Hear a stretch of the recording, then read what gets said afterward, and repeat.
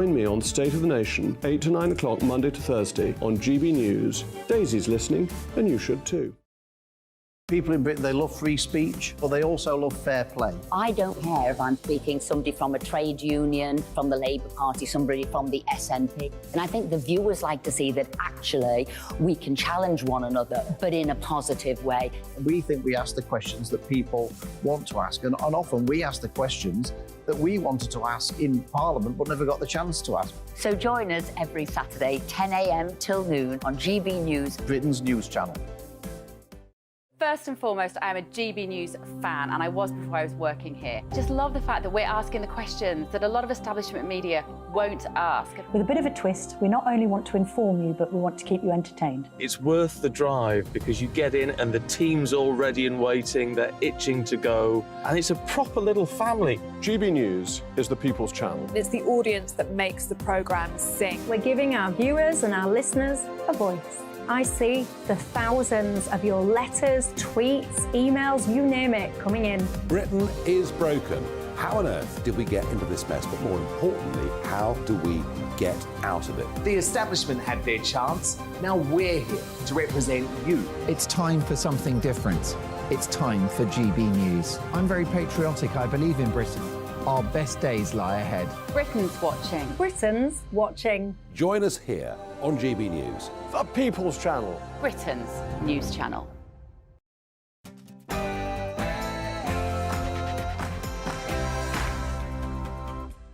No spin, no bias, no censorship. I'm Dan Wootton. Tonight, the army has been stood down from supporting the Met Police after hundreds of officers handed in their firearms in a dramatic protest over the Chris Carver case.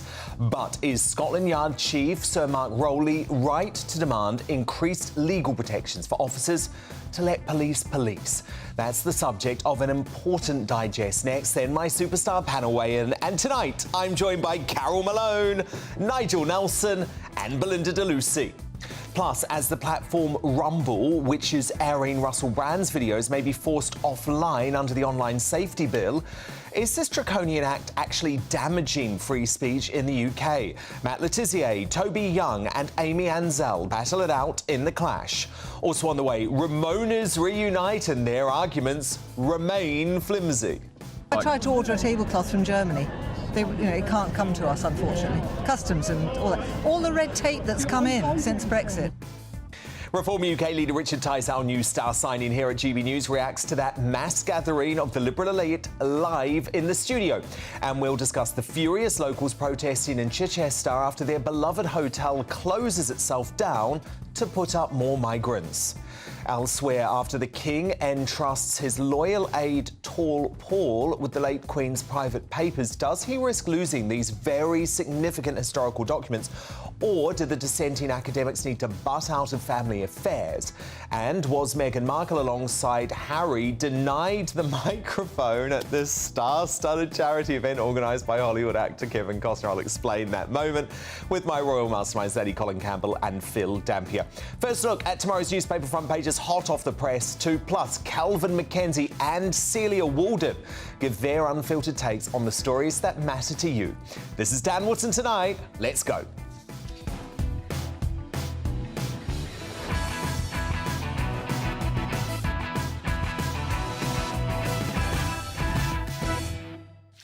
You're watching GB News, Britain's news channel. Hope you had a wonderful weekend. My take on what I think has become a real crisis for the Met Police over firearms in just a moment. First, though, the news headlines with Polly Middlehurst.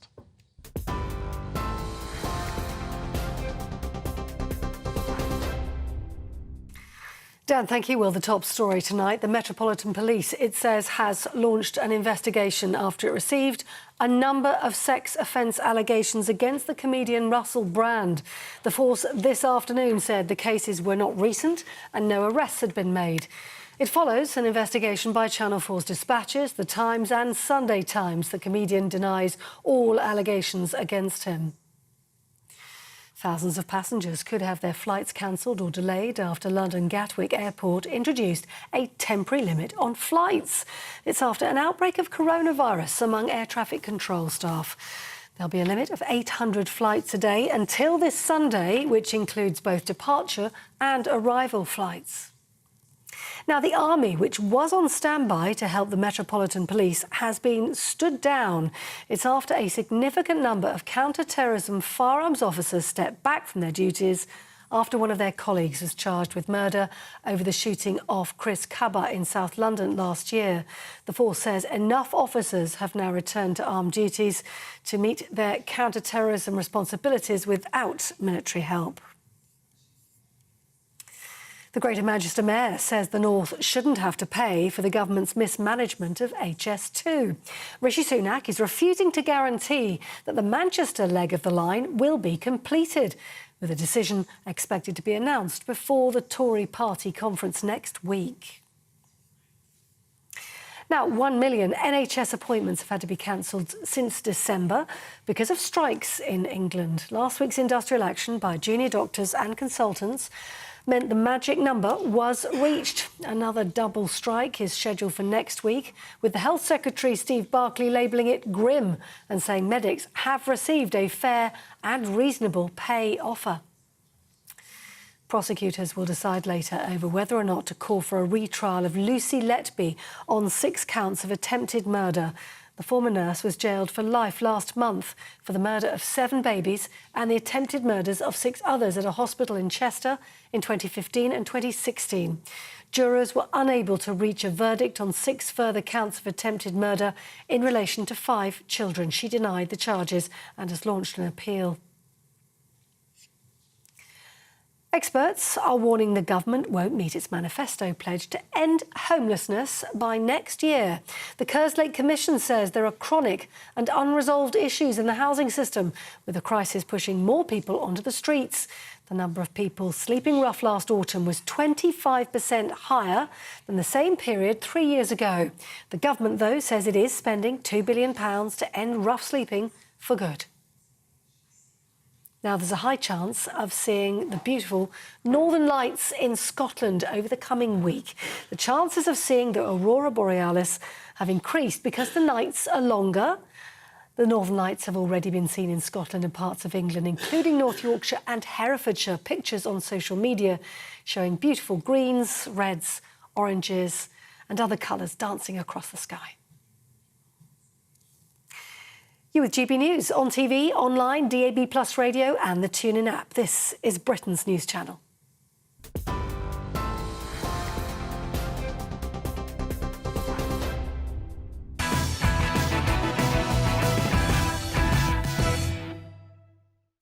My God, there has been enough metaphorical ammunition in recent years to target British cops. We all know that. And when appropriate, I have been highly critical of our forces, including the Met, especially over the woke phenomenon of transforming into the thought police while letting violent criminals roam freely.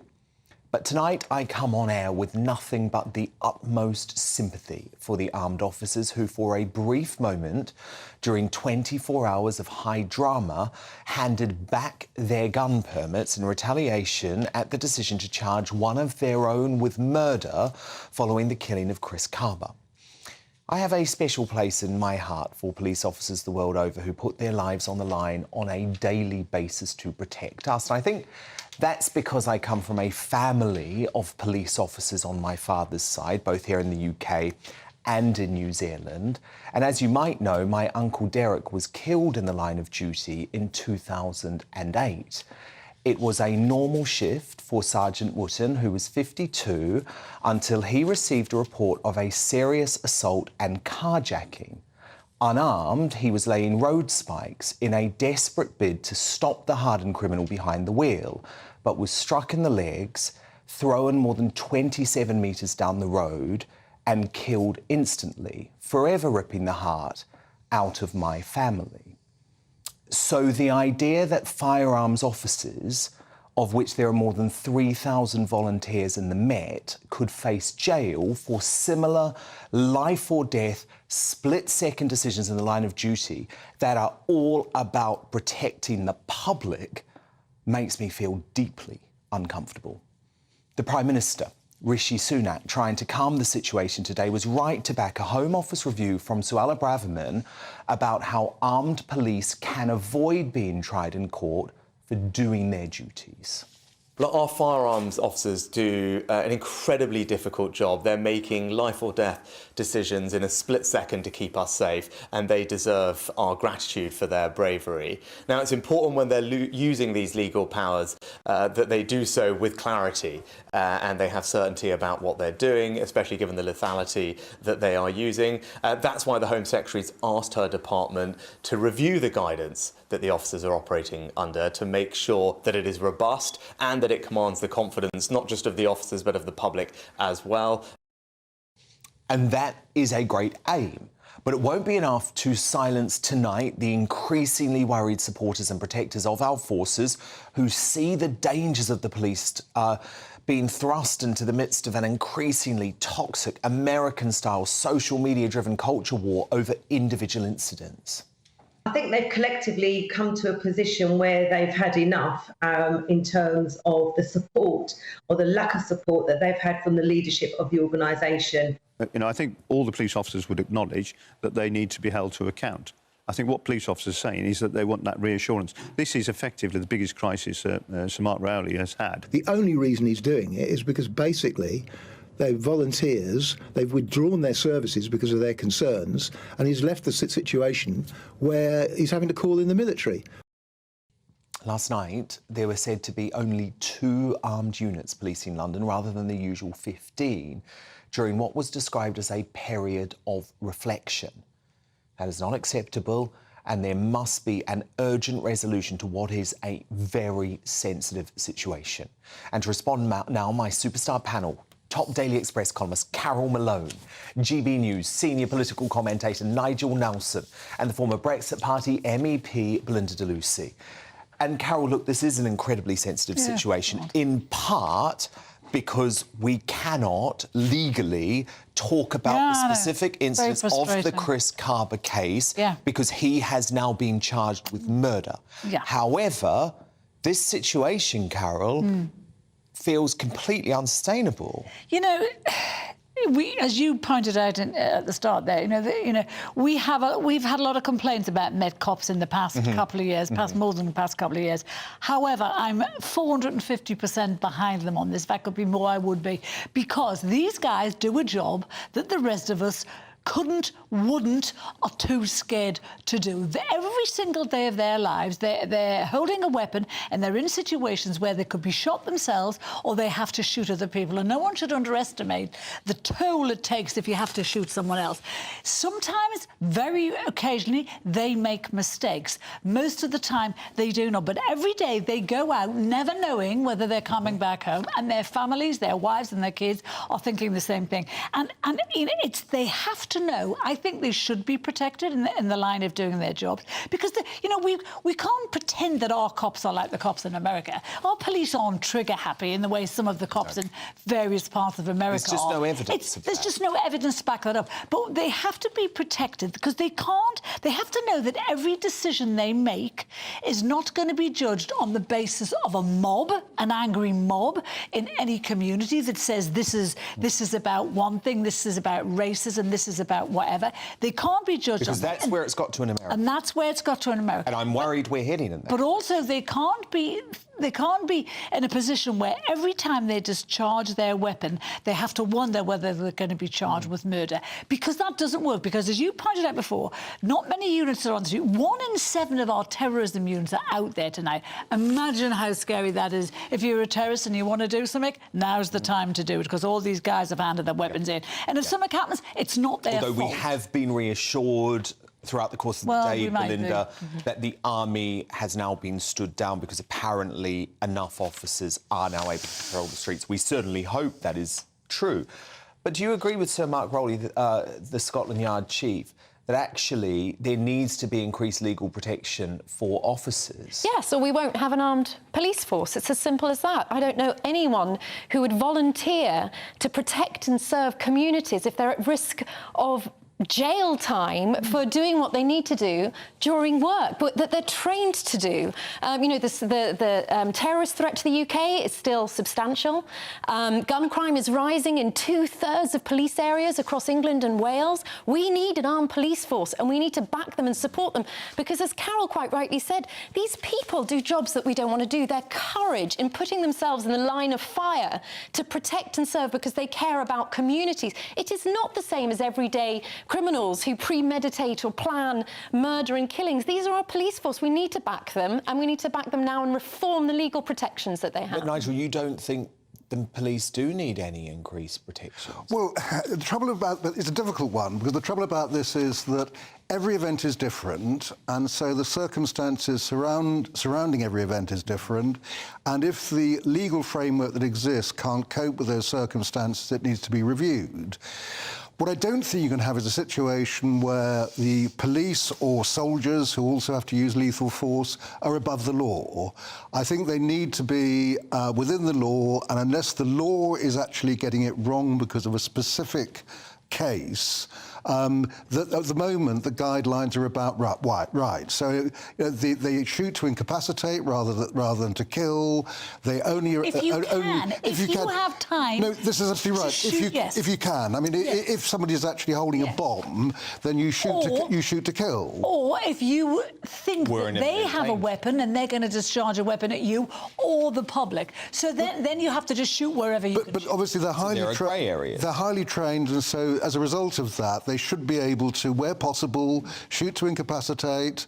They know that even if they draw their weapon, they have to go through an awful lot of paperwork afterwards. I mean, why on earth would anyone choose to become a police officer in this climate? I don't know why, because I don't know what they get paid, but it can't possibly be enough. And apparently the firearms officers don't even get extra money. Yes, for doing that. Well, there you go. But do we agree that they shouldn't be above the law? It's different. They shouldn't be above the law. Because if it's doing their job, if a doctor, for example, has a life and death situation, panic, split-second decision, and makes a mistake or cocks it up, and someone dies, do they get charged with murder? They don't. No, otherwise we'd have no doctors in the NHS. It has to be slightly different. Very good analogy. For different types of jobs. It's the same with the military. You cannot put people in the position of life and death situation for themselves, colleagues, British public, and expect them to be held to the same standards with the doctors as well. Everyday criminals. You know, we're talking about a doctor, even if he's in an operating theatre, he's got some time. Those cops have no time. Nothing. They have less than a second. Look at the 2017 London Borough. Terrorists, they were shot dead, thank God. The basic question has got to be... of course, they can't be above the law, but murder.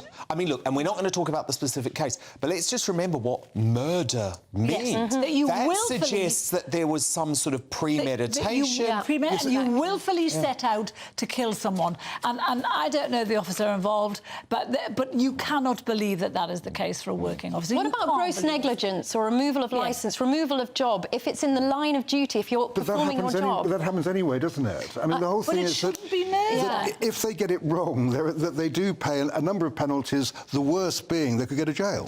Nigel Wilson, Belinda DeLucy, Carol Malone, my superstar panel, with me all night, but also on the way. As Ramonas reunite for an embarrassing rejoin the EU march, when will these anti-Brexit bores accept the democratic mandate of all of us? Reform UK leader and GB News contributor Richard Tice delivers his verdict on that, and the furious locals protesting in Chichester after their beloved hotel closed itself down to put up migrants. But first in the clash, as the platform that hosts Russell Brand faces the threat of being taken offline under new draconian online safety laws, would such a dystopian move be damaging to free speech in the UK? Former Premier League football star Matt Le Tissier and General Secretary of the Free Speech Union, Toby Young, take on social commentator Amy Ansell next. But what do you think? Dan at gbnews.com. Vote in our poll at GB News on Twitter. Back after this.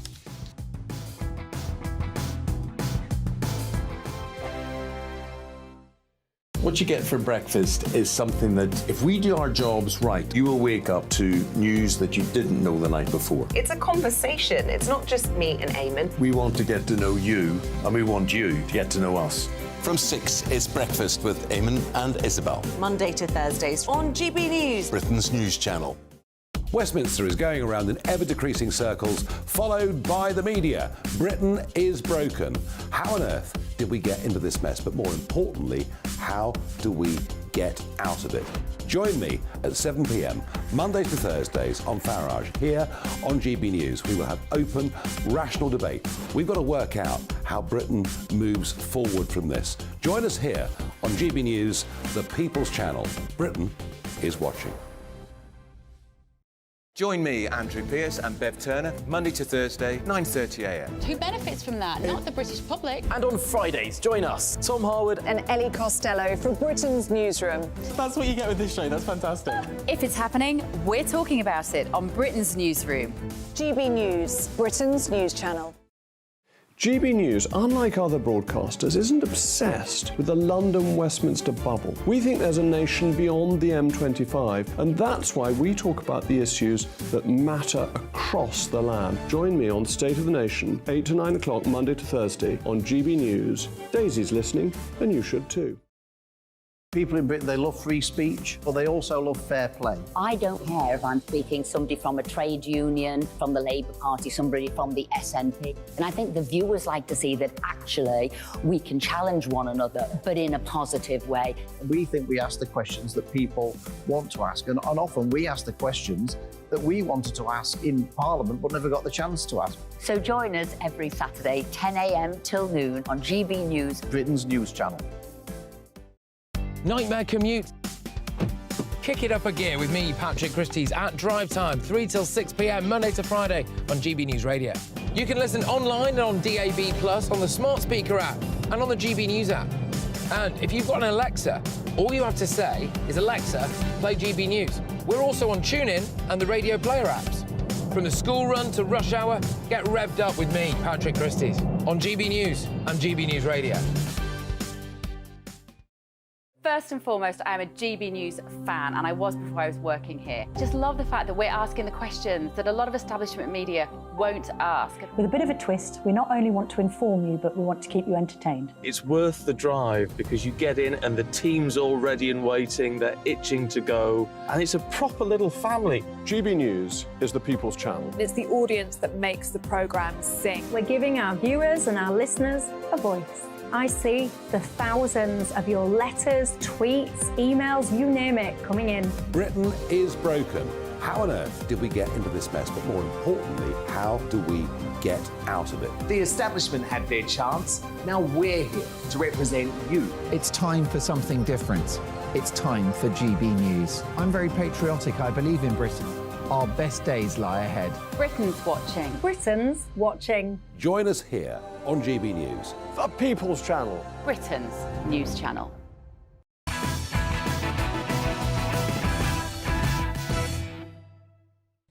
Richard Tice and Lady Colin Campbell both on the way this hour. First, though, the clash.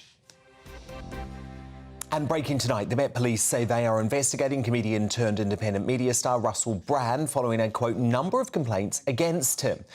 The development came as Brand launched a new episode of his live-streamed show on Rumble tonight. Incredibly important is the ability to hold the establishment to account. What is incredibly important is that you have independent media that doesn't just accept government narratives, but investigates, challenges mainstream legacy media narratives and government narratives. It doesn't even matter where politically they might lie. Brand has more than 1.6 million followers on the independent free speech platform, but his ability to reach UK supporters may soon be scuppered by new legislation. Under the hugely controversial online safety bill, which is due to become law next month, Canadian-based Rumble will be regulated by Ofcom because it's accessible here. Non-cooperation with Ofcom's strict rules could leave Rumble execs open to arrest if they came to Britain. Parliament's Cultural Media Select Committee, chaired by Tory MP Caroline Dinenage, has already written to the platform to all, but demand they follow YouTube and stop Brand making money from his videos. But what do you think? Is the online safety bill damaging to free speech in the UK? Dan at gbnews.com. Vote in our poll at GB News on Twitter. But now let me bring in Matt Letizia, Amy Ansell and Toby Young. So, Toby, as the director of the Free Speech Union, do you have any concerns about what the online safety bill will do with these platforms like Rumble, which are currently allowing Russell Brand to not only broadcast but to monetize his content? Yes, I mean, I am concerned, but I think it's important that we shouldn't exaggerate the risk to platforms like Rumble of the new online safety bill regime. There are protections in the online safety bill for journalistic content, for instance, and I think that Russell Brand might be able to claim that particular protection. In addition, in its original incarnation, the online safety bill was very threatening because it was going to urge Ofcom to remove lawful but awful content, legal but harmful content. And thanks to the lobbying of the Free Speech Union and others, that clause has now been removed from the bill. So I think provided everything Russell Brand said was lawful under British law, and provided there was some kind of age verification on Rumble, so there was no risk that children were going to view the content. There are much more severe restrictions for what children are able to view, and which Ofcom will enforce. But provided it was adults only viewing it, and provided he said nothing unlawful, I don't think that Ofcom could demand that Rumble remove him from the platform. And if they did, they'd have a free speech battle on their hands, and the Free Speech Union would certainly go to bat for Russell Brand in those circumstances. But Matt Letizier, you say that you're disgusted with the government overreach when it comes to Rumble. I mean, at the end of the day, there's no denying that Dinage wrote this letter to Rumble, one of many media companies that she targeted, effectively declaring Brand innocent before any trial and saying that he shouldn't be able to monetize his content. Oh, branding him guilty, I think you mean, Dan. Pretty much, yeah. Yeah. I think for me, this is a form of communism. This is the government putting in place laws that are going to allow people not to challenge them. They're going to be the only people that are going to be allowed to spread misinformation, because you're not going to be able to question the government when they bring these things in. And this is, for me, I believe, this government, we've been infiltrated by rogue actors, and they seem intent on destroying our nation and destroying the free speech in our nation. Matt, do you buy into this argument that Brand was targeted now because he was challenging the establishment? I think anybody who challenges the establishment is getting targeted. You know, I've had it myself over the last couple of years. So it seems pretty obvious to me that they are going after anybody that will challenge them. And these bills are being put in place to obviously stop that from happening and stop people having a voice and challenging the government. And I'm sorry, but in a democracy, that shouldn't be allowed to happen. So the fact that I know Toby said that there's been some adjustments to the bill, but for me, this is still massive government overreach. Amy Ansell, free speech is under attack, isn't it? I don't think so. I think that it's pretty simple, Dan. I think that if Rumble just followed YouTube's lead and had community guidelines to help prevent fear, violence, and inciting hate online, it will be a much safer online community. And that's really what the bill is all about, as far as I can see. Online... Amy, can I just... Sorry to interrupt, and I will let you continue, but can I just pick you up specifically on those community guidelines, though? Because, for example, during the COVID pandemic, those community guidelines saw very credible people banned simply for saying that there were no health benefits for wearing a mask. Now that is commonly accepted, but they were booted off the platform as a result of that. I'm sure at the time they were talking to experts and that they were getting good advice. And that is what the community guidelines are all about. They're not just deciding things willy-nilly. They are taking advice of experts and people in the community to understand whether it's beneficial, whether it's beneficial to the online community. Because when something is introduced to the online community, obviously it goes offline as well. But, Toby, this is the risk, isn't it? Because myocarditis, for example, all of a sudden, you have all of these experts coming out now, all of these months on, and saying, oh, yeah, actually, the COVID shot's really bad for myocarditis.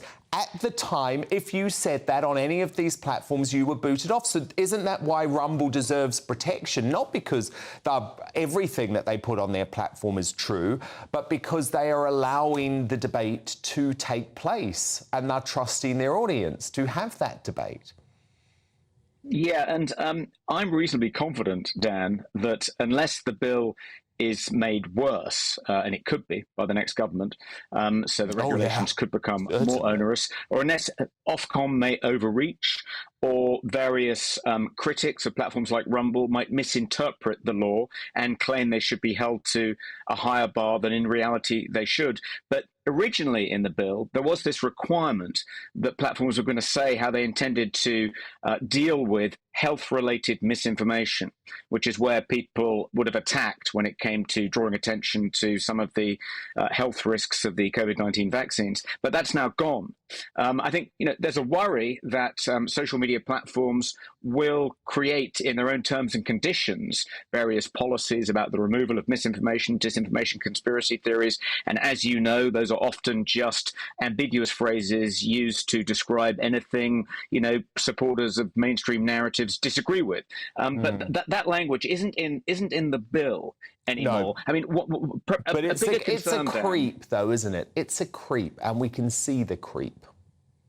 Yeah, there's definitely a creep. There's no question about that. And I think when we see how the online safety bill regime works in tandem with the Digital Services Act, which is an EU act, which does require platforms to remove health-related misinformation, for instance, then we could get into much darker waters. It's an absolute nightmare. Matt, can I just ask you finally what you think the situation should be with Russell Brand? He's obviously facing serious allegations, but there is due process that is meant to be allowed in this country. Should he be able to earn a living until he's found guilty of a crime? Of course he should. That's the whole premise of our justice system, is that you are innocent until you've been proven guilty. I mean, he hasn't even been charged with anything at this point in time. So the whole thing for me is quite nasty, actually, the fact that the government are pushing this bill through. At the end of the day, I believe that people should be allowed to listen to anything they want to, and they should be able to make up their own minds. Trust the people to be able to take on information and decipher for themselves what is true. Because at the end of the day, there was a saying that really got me, and it said, "The truth does not mind being questioned, but a lie does not like being challenged." And I feel like this is what this government does not like their lies being challenged, and they're trying to stop that from happening.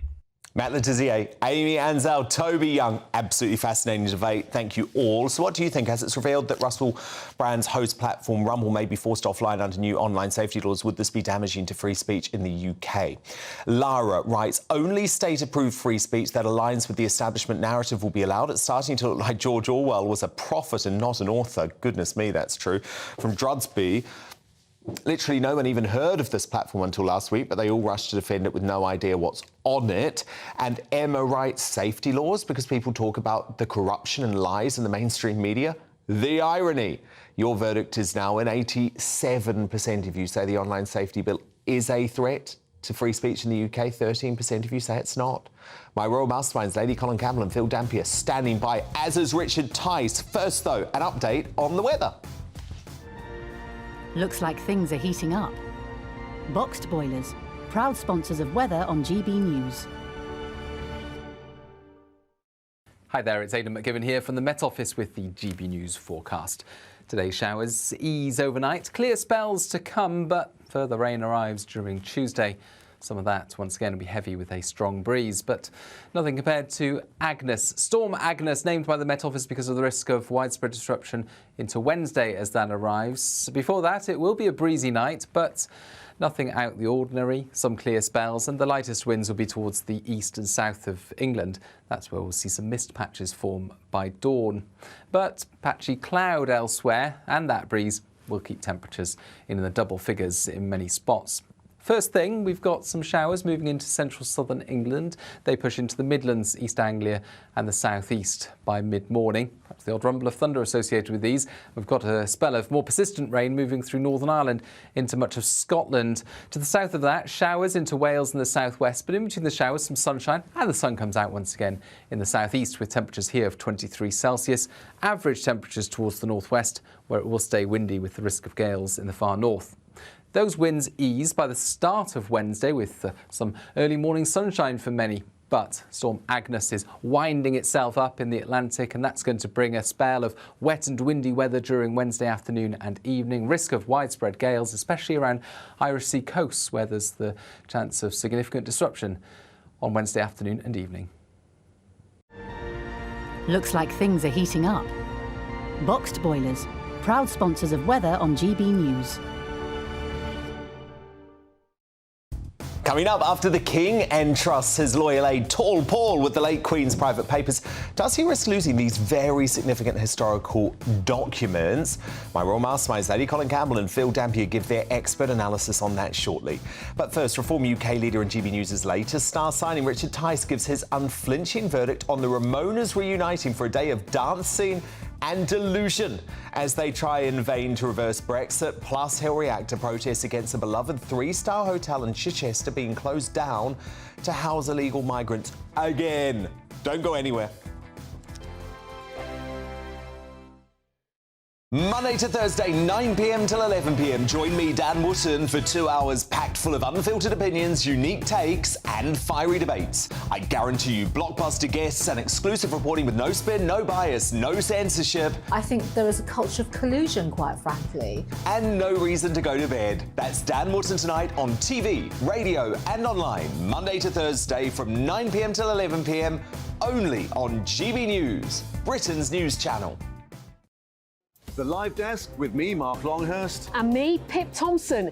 It's here Monday to Friday on GB News. From midday, we'll bring you the news as it breaks, whenever it's happening and wherever it's happening, from across the UK and around the world. Refreshing, feisty, but with a bit of fun too. If it matters to you, we'll have it covered on TV, radio and online. Join the Live Desk on GB News, the People's Channel, Britain's news channel.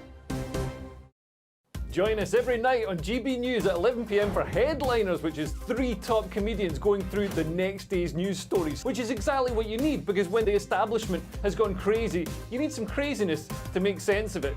Headliners. You don't have to bother reading the newspaper. We've got it covered for you. Every night at 11 p.m. and repeated every morning at 5 a.m. We won't send you to sleep like some of the other paper review shows out there. So join us 11 p.m. every night on GB News, the People's Channel, Britain's news channel.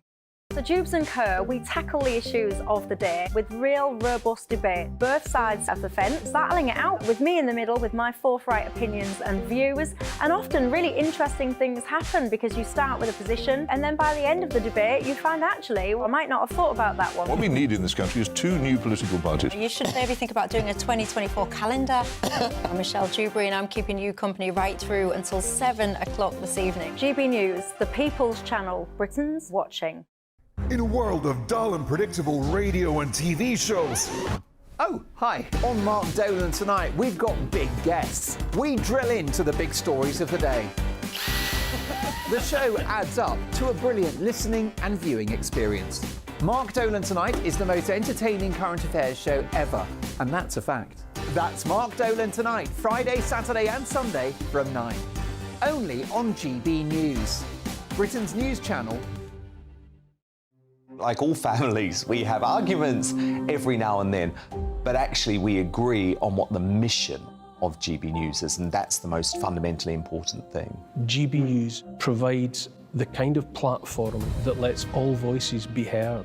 We don't hold back. We're free to say what we really think. Just because some people who live in a tiny little Westminster bubble think that their particular story is important, that's not the most important story for me. And often there will be difficult stories, stories that you won't find on the establishment media. Because what people think in the north of England may be very different to what they're thinking in the home counties. We're going to carry on telling the world what life is really like for households up and down the UK. We love to be in your car, in your kitchen as you're having your breakfast. Whatever you're doing, you are part of the show. If it matters to you, it matters to us. Britain's watching. Britain's watching. Britain's watching. We're proud to be GB News, the People's Channel, Britain's news channel.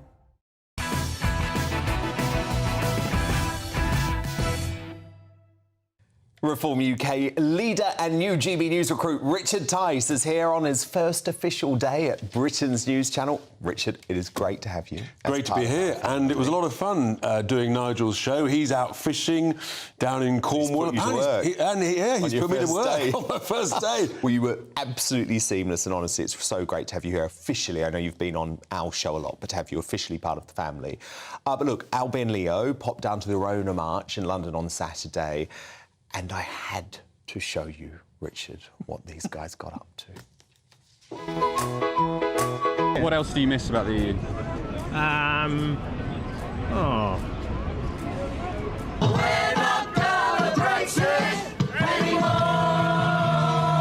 I miss things like being able to order from abroad. I tried to order a tablecloth from Germany. It can't come to us, unfortunately. Customs and all that. All the red tape that's come in since Brexit. And I miss the economic prosperity that we had. The other countries seem to have recovered a lot better from it than we have. Germany's in a recession, though, and we're not. So how is that true? I'm not an economist. Richard, I mean, that was just what do we feel now? hysterical. Pity? Are we at that point? It's just absurd. I'm not an economist.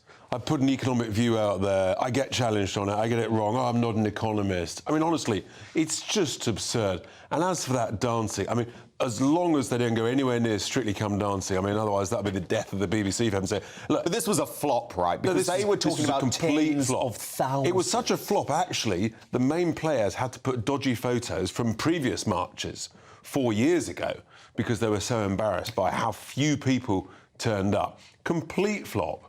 And all of a sudden, we've now got a situation where the Liberal Democrats, they don't know whether they're in, they're out. But they won't even say it. They won't even say it. They won't even say it. We know they're about rejoin, but they know it's electorally toxic. So I guess in some ways you can say you have won the argument if you compare where we are now to the 2019 election. Look, I think what's actually happening is the country wants to move on. In any walk of life, if you're going to do a job, for heaven's sake, do it properly. My criticism has been that the opportunity is still a great opportunity, but you've got to take advantage of it. And we've just seen a few sort of healthy morsels and nibbles of opportunity, of success that are coming through. But there's so much more that we can do. But you've got to have a government that actually believes in Brexit. And some very strange things are happening. The Tories have just selected, I think today or over the weekend, someone who is a complete Ramona and who says Brexit is a complete disaster, James Cracknell. And you're thinking, why are they doing that?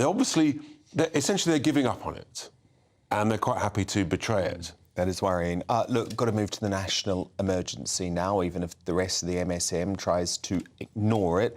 15 migrants have had to have their ages reassessed after posing as children. There's going to be many more than 15 who are doing this, Richard. So how can we counter this tactic, and would you support mandatory age testing? Why not? It happens in so many other walks of life. The way you do a scan, I think, on a wrist, it's quite standard stuff. It's incredibly accurate. You can do it in... And they do it in Europe. They do it in Europe. You can do it in rapid order. Why don't we do this stuff? I'll tell you why. Because the Home Office people are either incompetent or actually it's deliberate. Either way, it's completely unacceptable. And what you're actually doing here, let's be clear, if you're putting adults into classrooms of secondary-age children in schools, you're putting those children at risk. It's a safeguarding issue. And we've seen that. We've seen it. It's very, very dangerous. Very nasty. And it's completely unacceptable. And the Home Office has got to get their act together. Or otherwise, frankly, just demolish it and start again with a whole new competent Department of Immigration. That's our preferred plan. Well, that would be the best plan. Look, these poor people in Chichester, West Sussex, are just absolutely paranoid about what's going to happen to their lovely community because their 3-star hotel closed, turned into a migrant centre, and locals, you won't be surprised, Richard, furious, and they're hitting the venue with protests. So are they right that the UK homeless should be housed before illegal arrivals? They're right in so many ways, and we're seeing these protests appear everywhere. I was down in Llanelli just last week, where actually local residents have stopped a hotel from becoming a migrant hotel. They've been camping out overnight over the entrance for some 10 or 11 weeks successfully. This is going on all over the country. More and more residents British citizens are saying enough is enough. We're not having that here. And yeah, you've got to stop it. And the best way to stop it, of course, is to deal rapidly with the backlog. We know that the vast, vast majority are economic migrants or chancers. Sadly, in some cases, we know that actually they have ill intent, joining gangs of drug dealers and things. So the British people want this stopped, and they want it stopped now. And what you're seeing coming across from North Africa through Lampedusa into Italy, Mark White's down there. I mean, this is just the beginning. I asked the question on my show this evening, what does this look like in 6 or 12 months' time? And I tell you, it does not look pretty, because I think this grows and we need some proper leadership, someone who's prepared to have the guts to pick up and take back. Wonder who you could be, Richard. But of course, while you're here, you're part of the GB News family, so you will be on this show every week. I'm going to be on your show every week. I'm doing Nigel's show the whole of this week whilst he's on holiday, and much more besides. Great. So 7 o'clock tomorrow night at GB News, you get Tice in for Farage. Who could be better? Now, coming up, as Superwoman Suella touches down in Washington, D.C. to warn the world that the migrant crisis risks government's democratic legitimacy, is she right that legal frameworks such as the ECHR are no longer fit for purpose? We'll debate with our superstar panel. But next was Meghan Markle alongside Harry denied the microphone at this star-studded charity event organised by Hollywood actor Kevin Costner. This was quite a moment, wasn't it? My Royal Masterminds lady, Colin Campbell and Phil Dampier, have the inside scoop about what went down in Montecito. They're live next. Monday to Thursday nights on GB News. At 6, it's Dubes & Co. 7 o'clock, Farage. At 8, join Jacob Rees-Mogg. And at 9, Dan Wootton Tonight, followed by Headliners. On TV, radio and online.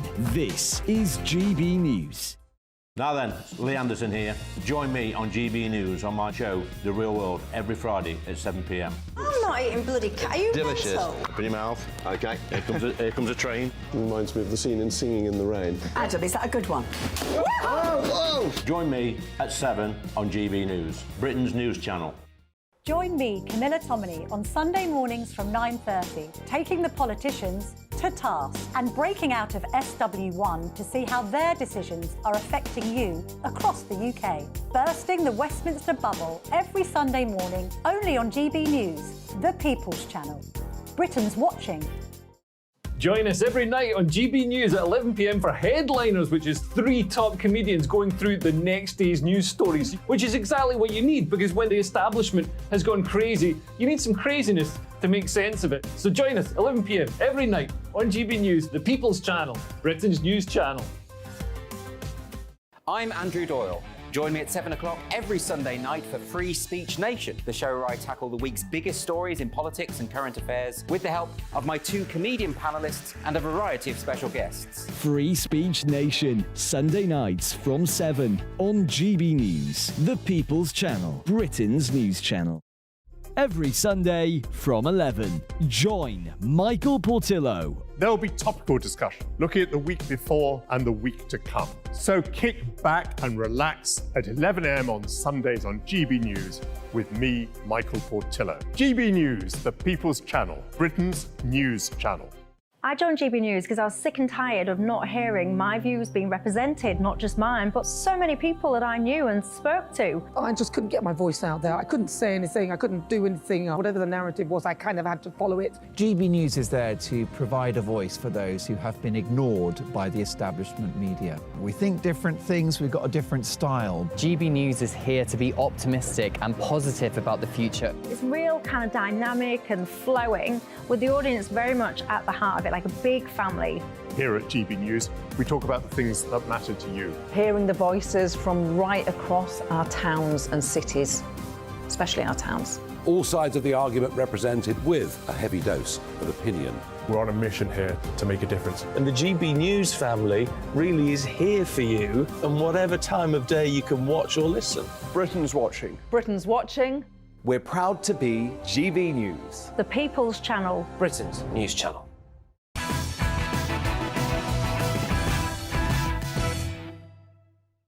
So the first newspaper front pages are coming up. They're hot off the press. Bring them to you after 10. But it's time now for my royal masterminds, Lady Colin Campbell and Phil Dampier. And Buckingham Palace has been dragged into a row with historians over the fate of the late Queen's personal letters and diaries. According to the Mail on Sunday, King Charles has entrusted loyal palace aide Paul Wibrow, known affectionately as Tall Paul, to sort through the Queen's private papers before they are transferred to the Royal Archive. Here he is riding alongside her and Prince Philip for Charles and Diana's wedding 1 year before he tackled the infamous Buckingham Palace intruder Michael Fagan. So this is a trusted guy to the late Queen. But academics have hit out at the decision, calling it deeply concerning, fearing that vital historic documents might be suppressed or even destroyed without public knowledge. So, Lady C, does this situation risk the loss of important historical documents? No, I doubt it very much. You know, it's a fairly standard thing that all royal correspondence be kept from public view after the death of whether it's the monarch or the relevant royal. The correspondence is effectively housed at the Royal Archives. There's usually a time limit put on when things get access, and it's very carefully monitored as to who gets access to what.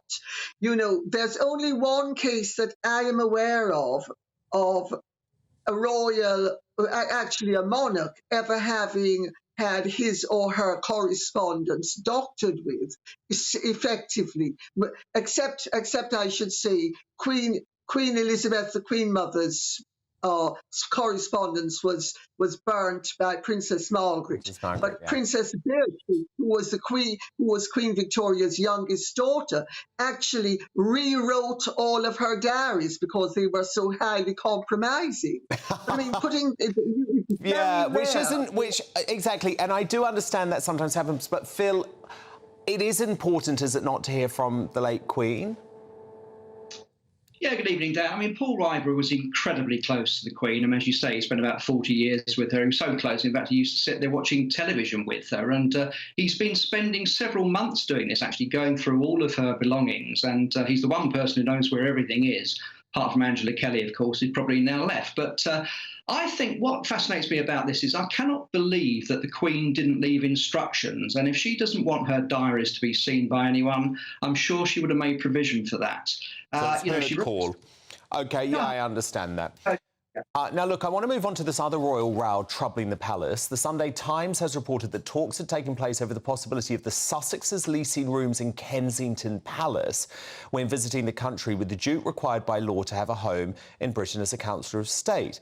But Buckingham Palace has since denied those claims, saying they are not true. So, Phil, does there need to be a solution between the royal family and the Duke of Sussex over his British accommodation arrangements? Well, there's a plethora of stories over the weekend, weren't they? They all seem to be contradicting each other. I don't think it really matters what the truth is. The fact is they're still as far apart as ever, Harry, the King and Prince William. He shouldn't be a Councillor of State. Now we've got Prince Edward and Princess Anne stepping into that role. He hasn't got a residence here, which he should have as a Councillor of State. So I think it's a matter of time before he cuts him out of that role, and I think that would be the right thing to do. But as for finding him, opening up palaces for him when he just wants to spend 1 or 2 nights, it's ridiculous. Lady C, because there has been a big back and forth about who asked who, and did Charles actually ask Harry to come to Balmoral and he said no? I mean, what's going on, Lady C? Well, I was told that all the royals have a standing invitation to Balmoral, but it was made clear to Harry, and he knows it to be a fact. Nobody wants to see him, and he doesn't really want to see them either. Can you imagine how excruciating it would be if he and or Meghan showed up at Balmoral? And, you know, the air would be absolutely fraught with ice. And so, no, I mean, the fact that he has a standing invitation. They all have a standing invitation, but that doesn't mean that he's expected to take it up. And in fact, he's not expected to take it up. OK. Now, look, at the weekend, Meghan and Harry actually attended a star-studded charity event hosted by the Hollywood actor Kevin Costner, but she was left red-faced By this moment, see, she tried to grab the microphone from that woman, only to be told she wasn't invited to speak. Lady C, this has gone viral. What did you make of it?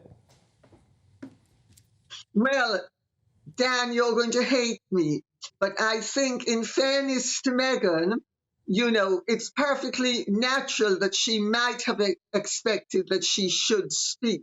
So let's cut her a bit of slack there. Yeah. No, happy to. But you notice Kevin Costner kept her at arm's length. He didn't even acknowledge her existence.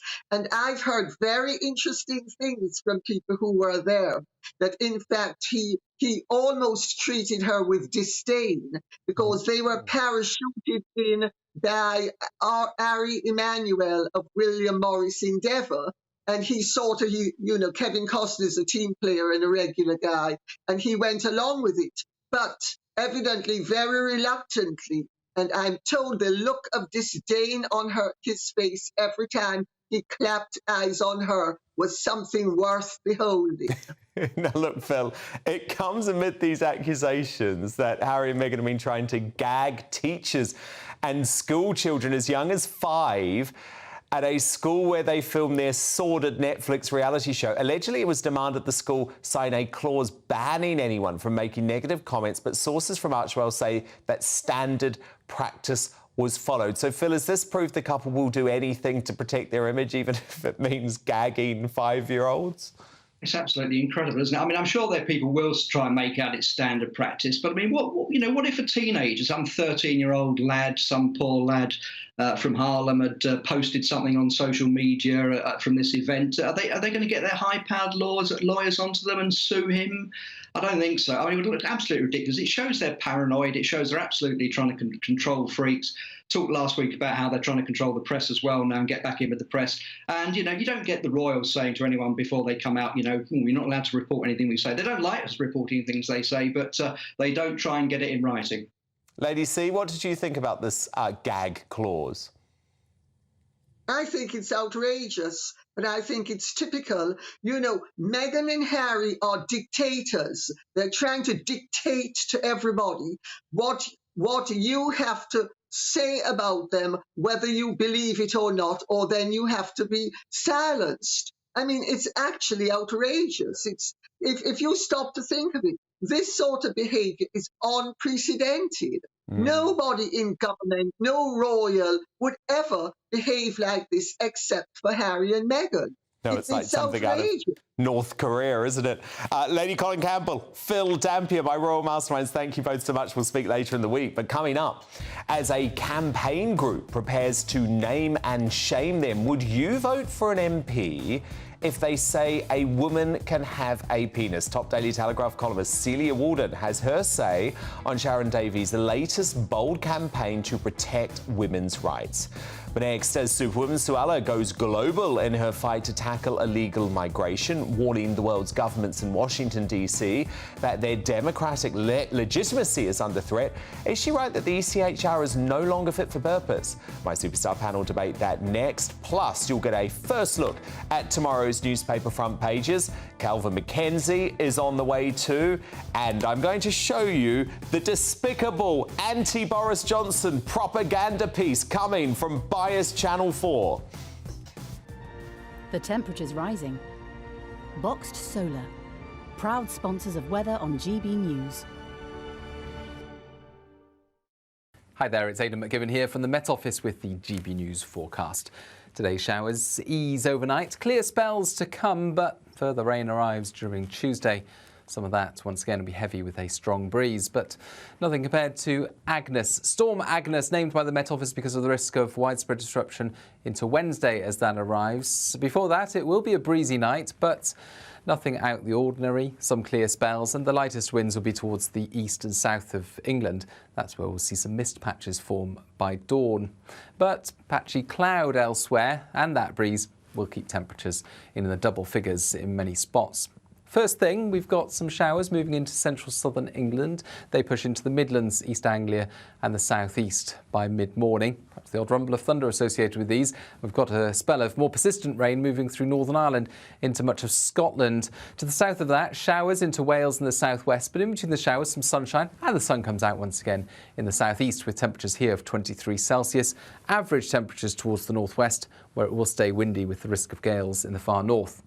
Those winds ease by the start of Wednesday with some early morning sunshine for many. But Storm Agnes is winding itself up in the Atlantic, and that's going to bring a spell of wet and windy weather during Wednesday afternoon and evening. Risk of widespread gales, especially around Irish Sea coasts, where there's the chance of significant disruption on Wednesday afternoon and evening. The temperature's rising. Boxed Solar, proud sponsors of weather on GB News.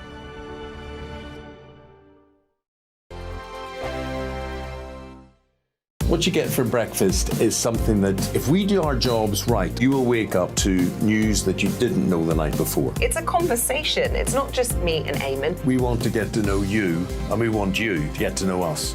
From 6, it's Breakfast with Eamon and Isabel. Monday to Thursdays on GB News, Britain's news channel.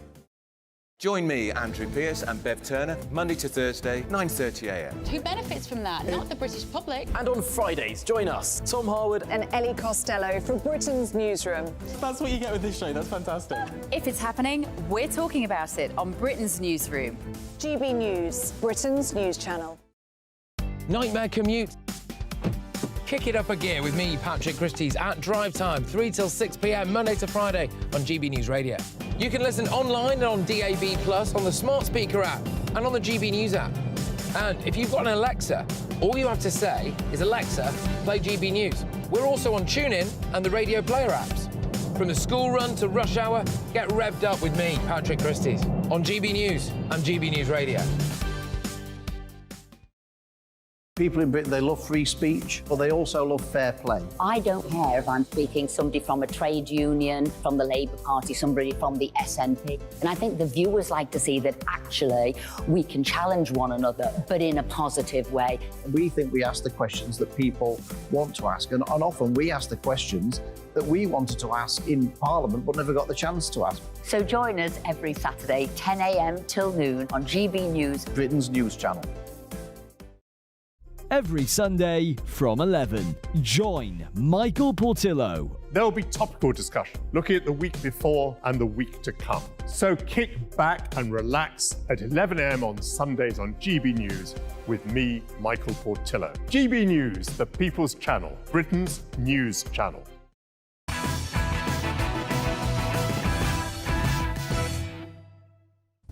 It's 10 p.m. I'm Dan Wootton. Tonight, a stark warning from Superwoman Suella as she takes the fight to secure our borders to Washington, D.C. The Home Secretary warns countries that fail to stop the boats risk, quote, losing their democratic legitimacy. So, as a migrant crisis engulfing the Italian island of Lampedusa threatens to exacerbate our growing national emergency, is Braverman right that legal frameworks like the ECHR are, quote, no longer fit for purpose?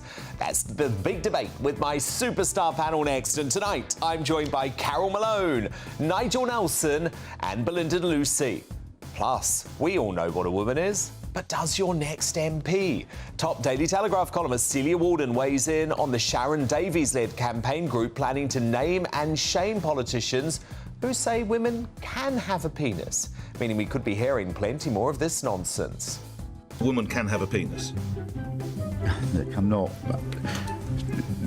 I don't think we can conduct this debate with, you know. Sorry, I get this.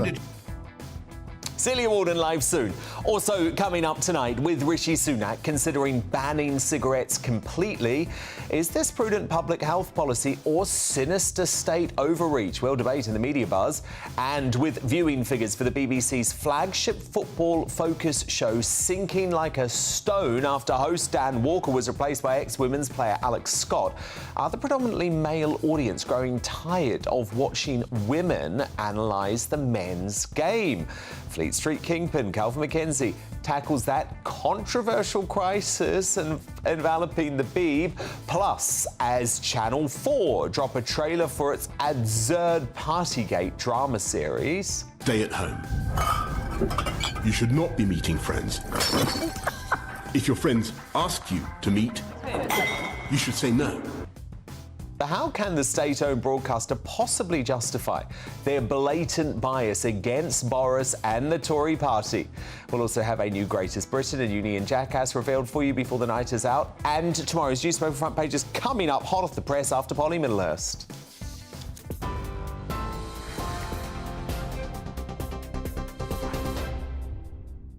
Dan, thank you and good evening to you. Well, the top story from the GB newsroom is that the Metropolitan Police said this afternoon they've launched an investigation after receiving a number of sex offence allegations against the comedian Russell Brand. The force saying the cases aren't recent and no arrests have so far been made. It follows an investigation by Channel 4's Dispatches programme, The Times and The Sunday Times. The comedian denies all allegations against him. Thousands of passengers could have their flights cancelled or delayed after London Gatwick Airport introduced a temporary limit on flights. It's after an outbreak of coronavirus amongst air traffic control staff. We learn there's going to be a limit of 800 flights a day. That's until this Sunday, and it includes both departure and arrival flights. We'll keep you up to date on that one throughout the day on GB News. Now, the Army, which was on standby to help the Metropolitan Police, has been stood down. It's after a significant number of counter-terrorism firearms officers stepped back from their duties after a colleague was charged with murder over the shooting of Chris Cubber in South London last year.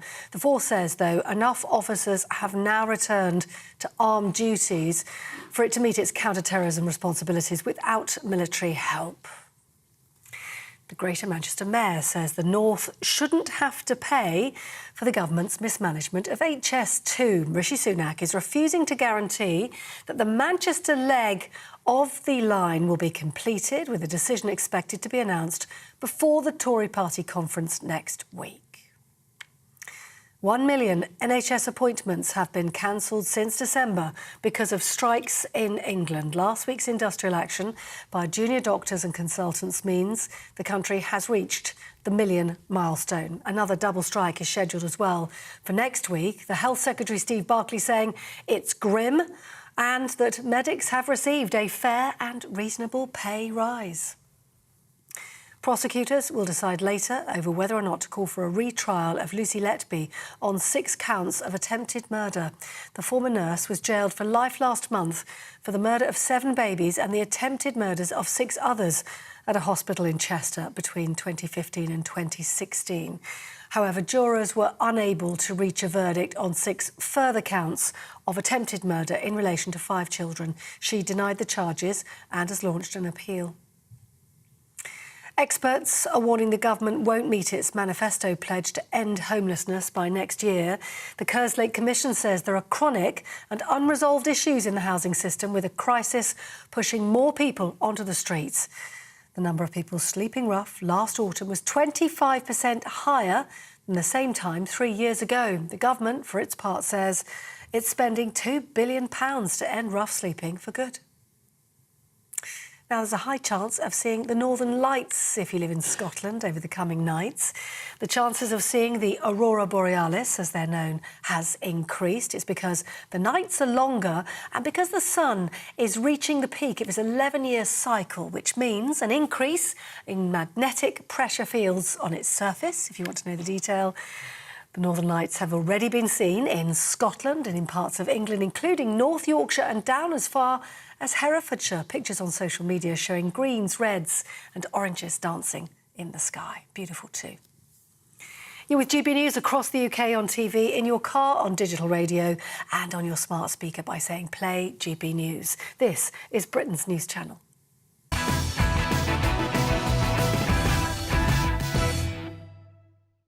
Tomorrow's news tonight now in our Media Buzz. First front pages are in hot off the press. Cabinet split over Sunak's HS2 gross act of vandalism. That's the headline leading The Independent. The paper says Michael Gove and Transport Secretary Mark Harper are very unhappy over the Prime Minister's plans to axe the northern leg of the rail line. Labour's plan to tax private schools makes the front page of The Eye. The newspaper says the party would introduce a 20% VAT charge on private schools immediately if it wins the general election, and I'm sure that's just a small part of the socialist nightmare about to be unleashed on an unsuspecting UK. My superstar panel back with me now, though. Top Daily Express columnist Carol Malone, GB News senior political commentator Nigel Nelson, and the former Brexit Party MEP Belinda de Lucy. Now, Suella Braverman is leading the global fight to stop illegal migration, and she's just landed in Washington, D.C. as part of a 3-day visit to tackle the issue. In a keynote speech tomorrow, the Home Secretary will warn that governments risk losing their democratic legitimacy by failing to secure their borders. And last night, she spoke out against the obstructive ECHR by saying we must come together and ask whether the international conventions and legal frameworks designed 50-plus years ago are fit for purpose in an age of jet travel and smartphones. This comes after more than 11,000 illegal migrants arrived on the Italian island of Lampedusa in just over a week. And earlier, GB News Home and Security editor Mark White warned that a significant proportion will be heading to northern France with a view to getting to the UK. So, is Superwoman Suella right that we need to escape the ECHR to secure our border from this mass influx, Carol? And perhaps, maybe actually, given that this is impacting lots of other countries, there might be an international consensus. It was a very important phrase you said there about international conventions and legal frameworks that were put in place for a world that existed 50 years ago and not now. And I think, you know, the unprecedented mass movement across the globe, you know, through countries like the UK, the US and Europe. I mean, we haven't seen this before. You know, I get that sub-Saharan Africa wants to come to Europe. I get it. I'd want to come to Europe if you know, it's a safe, rich country as far as it's a safe, rich region as far as they're concerned. I get it. But they can't be allowed to. And I think, you know, I think she's right in the sense that, you know, whole regions are going to lose their... I think this is very dangerous for the European identity, for a start. You know, Italy, you mentioned Lampedusa there.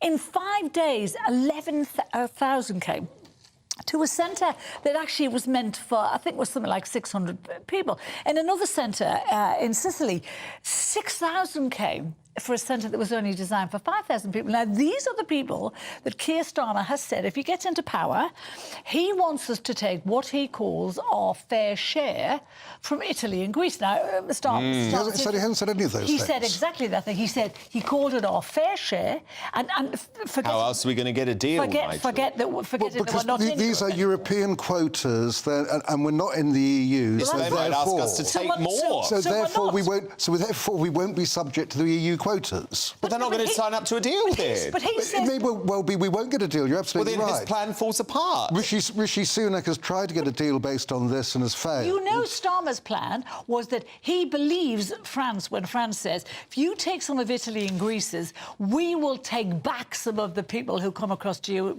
from France and all. But we know that's not going to happen in a million years. Absolute rubbish. Well, Carol, you're not going to believe Nigel's plan here. Is it true, Nigel, that you say that there are 1.8 billion folk, 1.8 billion folk being made homeless by climate change, and that they should be covered under the ECHR convention? Not the ECHR. Under one of the things that Suella Braverman is doing is arguing that migration is a global problem. Yeah. And in that she's right. Getting rid of of international institutions is the wrong way of going about it. The problem for on the Refugee Convention is it was there to deal with refugees after the Second World War. It needs to be looked at again. And the problem 1.8 billion should now be counted under the Refugee Convention. In the event that climate change carries on at the rate it's going, you are looking at 1.8 billion people losing their homes and being on the move. You were talking about, Nigel, a borderless world. Well, you're talking about how you deal with 1.8 billion on the move. At the moment, we've got 100 million people on the move. Yeah, so a borderless world. Well, I'm not saying a borderless world. What I'm saying is, how do you deal with that problem? But how do the countries in Europe deal with the problem that they have now? Well, they don't. Italy has been subsumed by the amount They have a bigger problem than we do. They have a much bigger problem, but it's been subsumed, and we're being told we have to Belinda take... Lucy, what's your verdict? Well, I mean, it's a globalist dream to convert the world into just one giant land mass of buyers and sellers and have no borders whatsoever and erase the nation state. That would work well, didn't it? I mean, 1.2 to 1.8 billion climate refugees by 2050. That's what's being estimated. 100 million displaced people. Hundreds of millions are eligible for asylum. It will be the end of Europe. Our culture, our identity. Yeah. It has a huge religious, economic and culture impact. And we're not going to put up with that, are we? But we have to be free to talk about it because we're actually putting the citizens at risk, having undocumented men anyway. We need to change the treaties, Nigel. You know they're out of date. They're not fit for purpose. We have to treat the whole thing as a global problem and deal with it internationally. That's not going to work out well for the UK. We'll have to just take quotas. Because of climate change. We know now that 70% of the people arriving from sub-Saharan Africa are economic migrants. In that camp today, there were 4 women among 11,000 men, and most of the men were between 18 and 30, and some of them were teens. In which case, if they come to Britain, they will not be granted asylum because they're not genuine. That's not true. They are not. Article 3, sorry, excuse me, genuine asylum seekers. Article 3 of the European Human Rights Convention says you cannot deport anyone if they face degrading treatment back at home. That means any criminal who might be imprisoned might be... No, I'm just saying that has to be taken out. That has to be suspended. Albanians not deport just because they're having degrading treatment. Albanians are still coming and they're still getting asylum, even though they are absolutely not entitled to it. So people coming from Africa, exactly as Belinda was just described, and can say, I'm not eating there, my prison's really bad. And Nigel, I'm sorry, 1.8 billion. 1.8 billion. That's if you do nothing want about us to take a proportion of that. That is if you do nothing about climate change. That is what. We're doing so much. Do you believe the British people have a right to vote on it? Because at the moment, immigration has been stolen from the ballot box, and we're all drowning. And we need to just say. Sorry, vote on immigration or vote on climate change? I'm saying every time we vote to reduce immigration or control our borders, we get ignored because these treaties are betraying us. They're not meant to be erasing the nation state. What we need, Belinda, actually, is we now need a referendum, or at least a general election fought over ECHR. Hopefully the next one will be. And then we need a referendum on net zero, which is a whole other story. But look, Canada's House of Commons hosted Ukrainian President Volodymyr Zelensky on Friday, giving a standing ovation to him, but also to Yaroslav Hunter, a 98-year-old Ukrainian branded a hero by the Speaker for his service in World War II. Zelensky's speech received at least a dozen standing ovations. There was also one for this man, a 98-year-old Ukrainian Canadian who fought for Ukrainian independence against the Russians during the Second World War. Oh, isn't he a hero? Didn't Zelensky chair? But House of Commons Speaker Anthony Rota has now been forced into a grovelling apology after Hunter was exposed as having fought for an SS unit under the command of the Nazis, which stands accused of exterminating Polish and Jewish civilians on Hitler's orders. He was effectively a Nazi during the war. That's how Zelensky reacted. And it's hardly a good look for the Jewish president, who lost family members in the Holocaust, but has been repeatedly forced to bat off accusations that Nazism continues to thrive in his Ukraine. Belinda Lucy, Nigel Nelson, Carol Malone, do stand by, because coming up, is Rishi Sunak right to follow the lead of New Zealand and moot banning cigarettes entirely so future generations don't know what smoking is? Or should the nanny state butt out? My superstar panel will light up on that shortly. But next, as a campaign group prepares to make a list public, would you vote for your MP if they claimed women can have a penis? Top Daily Telegraph columnist Celia Wootton gets stuck into that, and news that the ONS has grossly overestimated the number of trans people in the UK. Celia Wootton live next.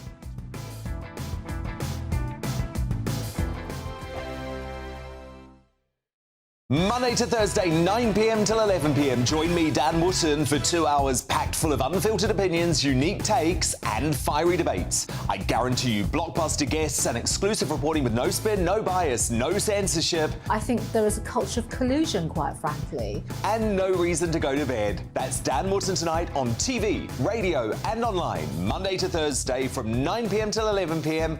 only on GB News, Britain's news channel. The Live Desk with me, Mark Longhurst. And me, Pip Thompson.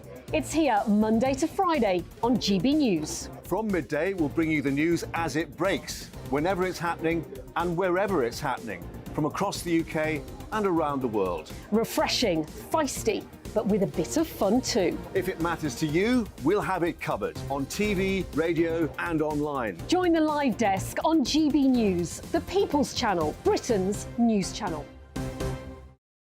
Join us every night on GB News at 11 p.m. for Headliners, which is 3 top comedians going through the next day's news stories, which is exactly what you need, because when the establishment has gone crazy, you need some craziness to make sense of it. Headliners. You don't have to bother reading the newspaper. We've got it covered for you. Every night at 11 p.m. and repeated every morning at 5 a.m. We won't send you to sleep like some of the other paper review shows out there. So join us 11 p.m. every night on GB News. The People's Channel, Britain's news channel. So Jubes and Kerr, we tackle the issues of the day with real robust debate, both sides of the fence, battling it out with me in the middle with my forthright opinions and views. And often really interesting things happen because you start with a position and then by the end of the debate you find actually, well, I might not have thought about that one. What we need in this country is 2 new political parties. You should maybe think about doing a 2024 calendar. I'm Michelle Dewberry and I'm keeping you company right through until 7 o'clock this evening. GB News, the People's Channel, Britain's watching. In a world of dull and predictable radio and TV shows. Oh, hi. On Mark Dolan tonight, we've got big guests. We drill into the big stories of the day.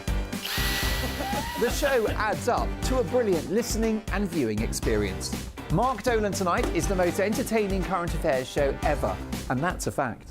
That's Mark Dolan Tonight, Friday, Saturday and Sunday from 9. Only on GB News, Britain's news channel. Like all families, we have arguments every now and then, but actually we agree on what the mission of GB News is, and that's the most fundamentally important thing. GB News provides the kind of platform that lets all voices be heard. We don't hold back. We're free to say what we really think. Just because some people who live in a tiny little Westminster bubble think that their particular story is important, that's not the most important story for me. And often they will be difficult stories, stories that you won't find on the establishment media. Because what people think in the north of England may be very different to what they're thinking in the home counties. We're going to carry on telling the world what life is really like for households up and down the UK. We love to be in your car, in your kitchen as you're having your breakfast. Whatever you're doing, you are part of the show. If it matters to you, it matters to us. Britain's watching. Britain's watching. Britain's watching. We're proud to be GB News, the People's Channel, Britain's news channel.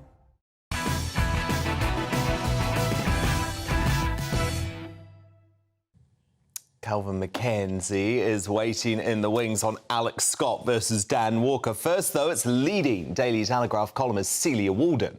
And a new apolitical campaign group spearheaded by the great Sharon Davies is promising to challenge every serving MP to answer the simple question, what is a woman, with their responses to be uploaded online for voters to see. So let's hope they manage clearer answers than this sorry lot. A woman can have a penis. Look, I'm not... I don't think we can conduct this debate with, you know... Sorry, have I offended you in some way? No, it's just... I just... For the vast majority of women, this is all about biology, and of course they don't have a penis. We all know that. Is it transphobic? Look, I don't even know how to start answering these questions. Women who are trans deserve to be recognised, and yes, therefore some of them will have penises. Now, this new campaign comes as the Office for National Statistics is slammed for, quote, hugely overestimating the number of trans people in the UK on a recent census, with the ambiguous wording of the question thought to have confused respondents speaking English as a second language into mistakenly identifying themselves as trans. Celia, welcome back. Great to have you. I know you're really concerned about the census reporting, but just before we get to that, would you vote for your local MP if they were revealed to believe that a woman can have a penis? I definitely wouldn't vote for anyone who can't answer the question primarily. I mean, that's my biggest concern. If you don't know, and if you're so tortured and so cowardly that you can't even formulate an answer one way or another, then I'm definitely not going to vote for you. But I mean, I think Rishi Sunak was the best. He gave the best answer, didn't he? Which was an adult female human being. And actually, you know, once you've done that, people do leave you alone. But it's when you watch the kind of torture that people get themselves into. I mean, it's like something out of a sort of spoof. It's like something Dennis Pennis used to do, isn't it? Sort of questioning people with it. It just it's almost like you can't believe it's real. You can't believe these are the people who are meant to be leading us.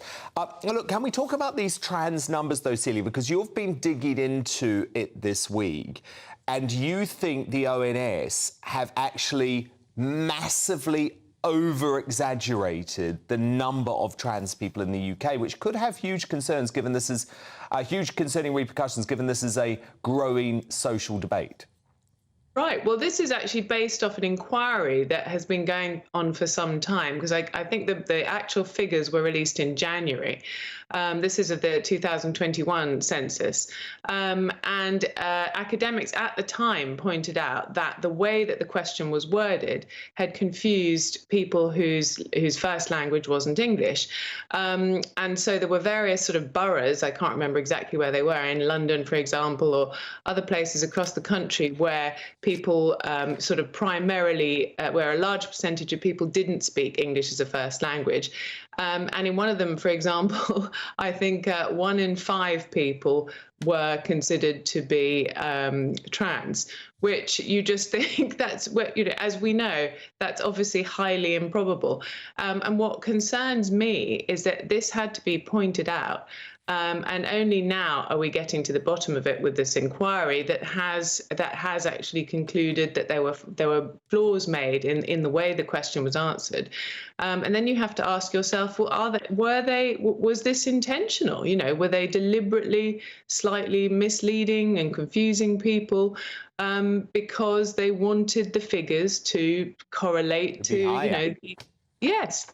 Yeah, you've written a great column for the Telegraph on this. I think it's out tomorrow, isn't it? And you say that it's the London boroughs of Newham and Brent which actually apparently have the highest proportion of trans people in the UK. Surprise, surprise, they also have the highest proportion of people who speak English as a second language. So I think something very worrying was going on there.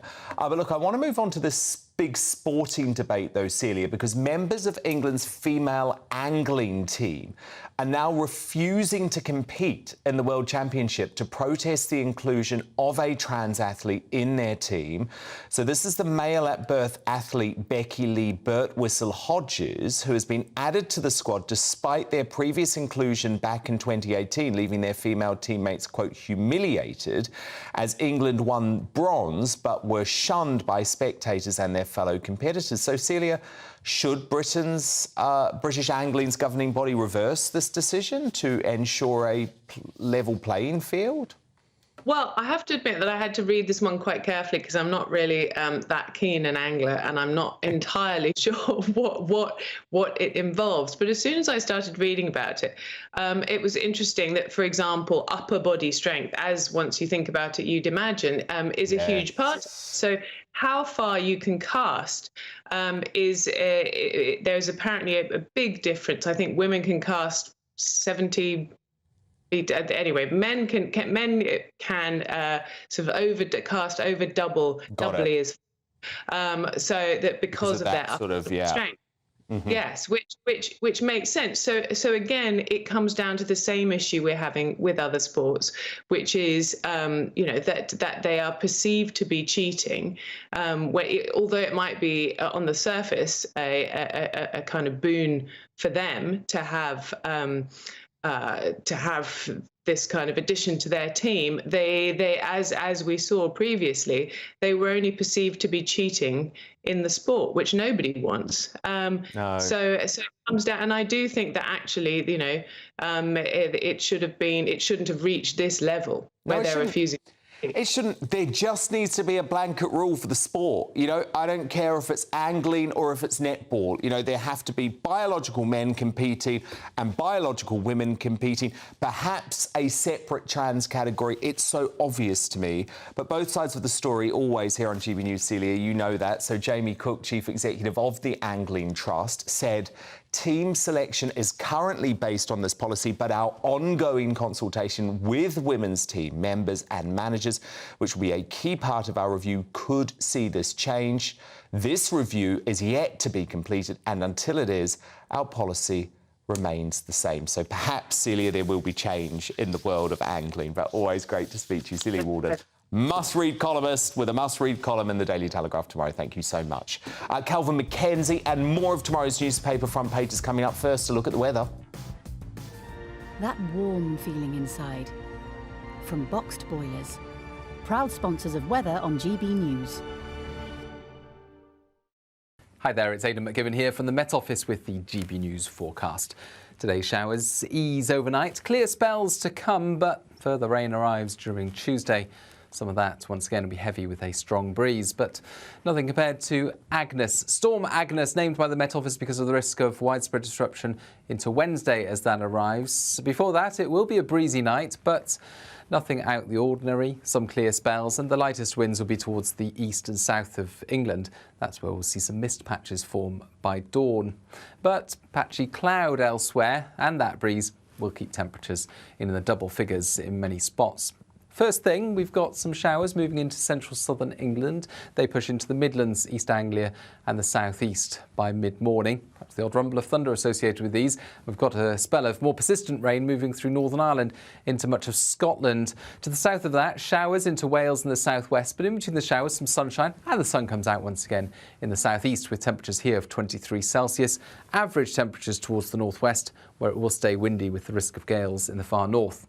Those winds ease by the start of Wednesday with some early morning sunshine for many. But Storm Agnes is winding itself up in the Atlantic, and that's going to bring a spell of wet and windy weather during Wednesday afternoon and evening. Risk of widespread gales, especially around Irish Sea coasts, where there's the chance of significant disruption on Wednesday afternoon and evening.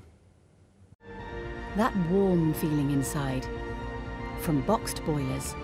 Proud sponsors of weather on GB News. Coming up, the BBC's Football Focus has hemorrhaged viewers since Dan Walker quit and former pro women's footballer Alex Scott took over.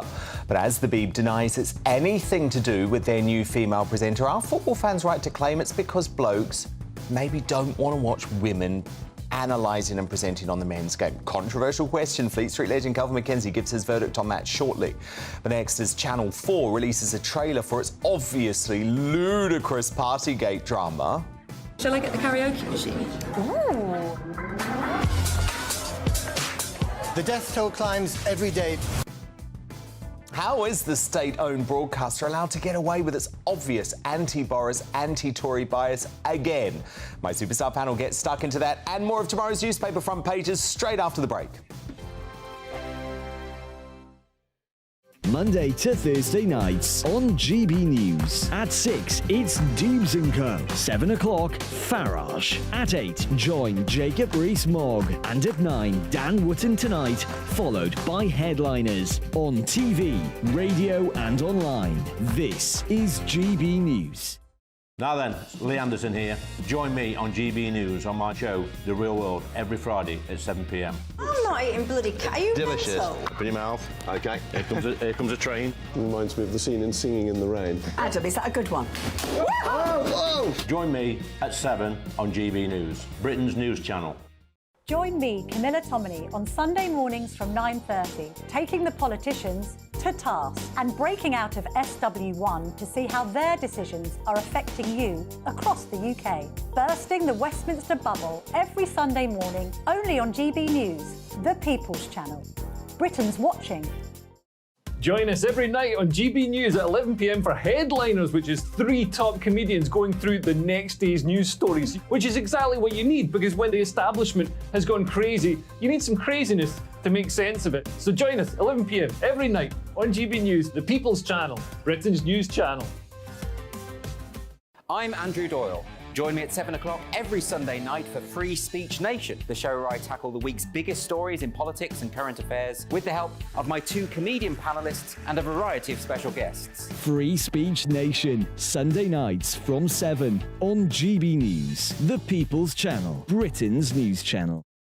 Every Sunday from 11, join Michael Portillo. There will be topical discussion, looking at the week before and the week to come. So kick back and relax at 11 a.m. on Sundays on GB News with me, Michael Portillo. GB News, the People's Channel, Britain's news channel. I joined GB News because I was sick and tired of not hearing my views being represented, not just mine, but so many people that I knew and spoke to. I just couldn't get my voice out there. I couldn't say anything. I couldn't do anything. Whatever the narrative was, I kind of had to follow it. GB News is there to provide a voice for those who have been ignored by the establishment media. We think different things, we've got a different style. GB News is here to be optimistic and positive about the future. It's real kind of dynamic and flowing, with the audience very much at the heart of it, like a big family.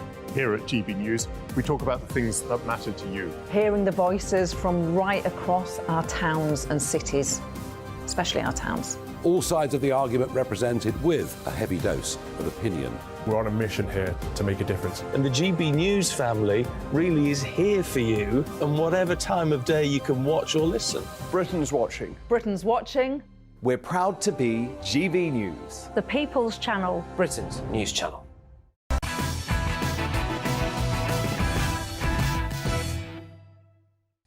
Okay, time to return to tomorrow's news tonight. Now in the Media Buzz, got more front pages here.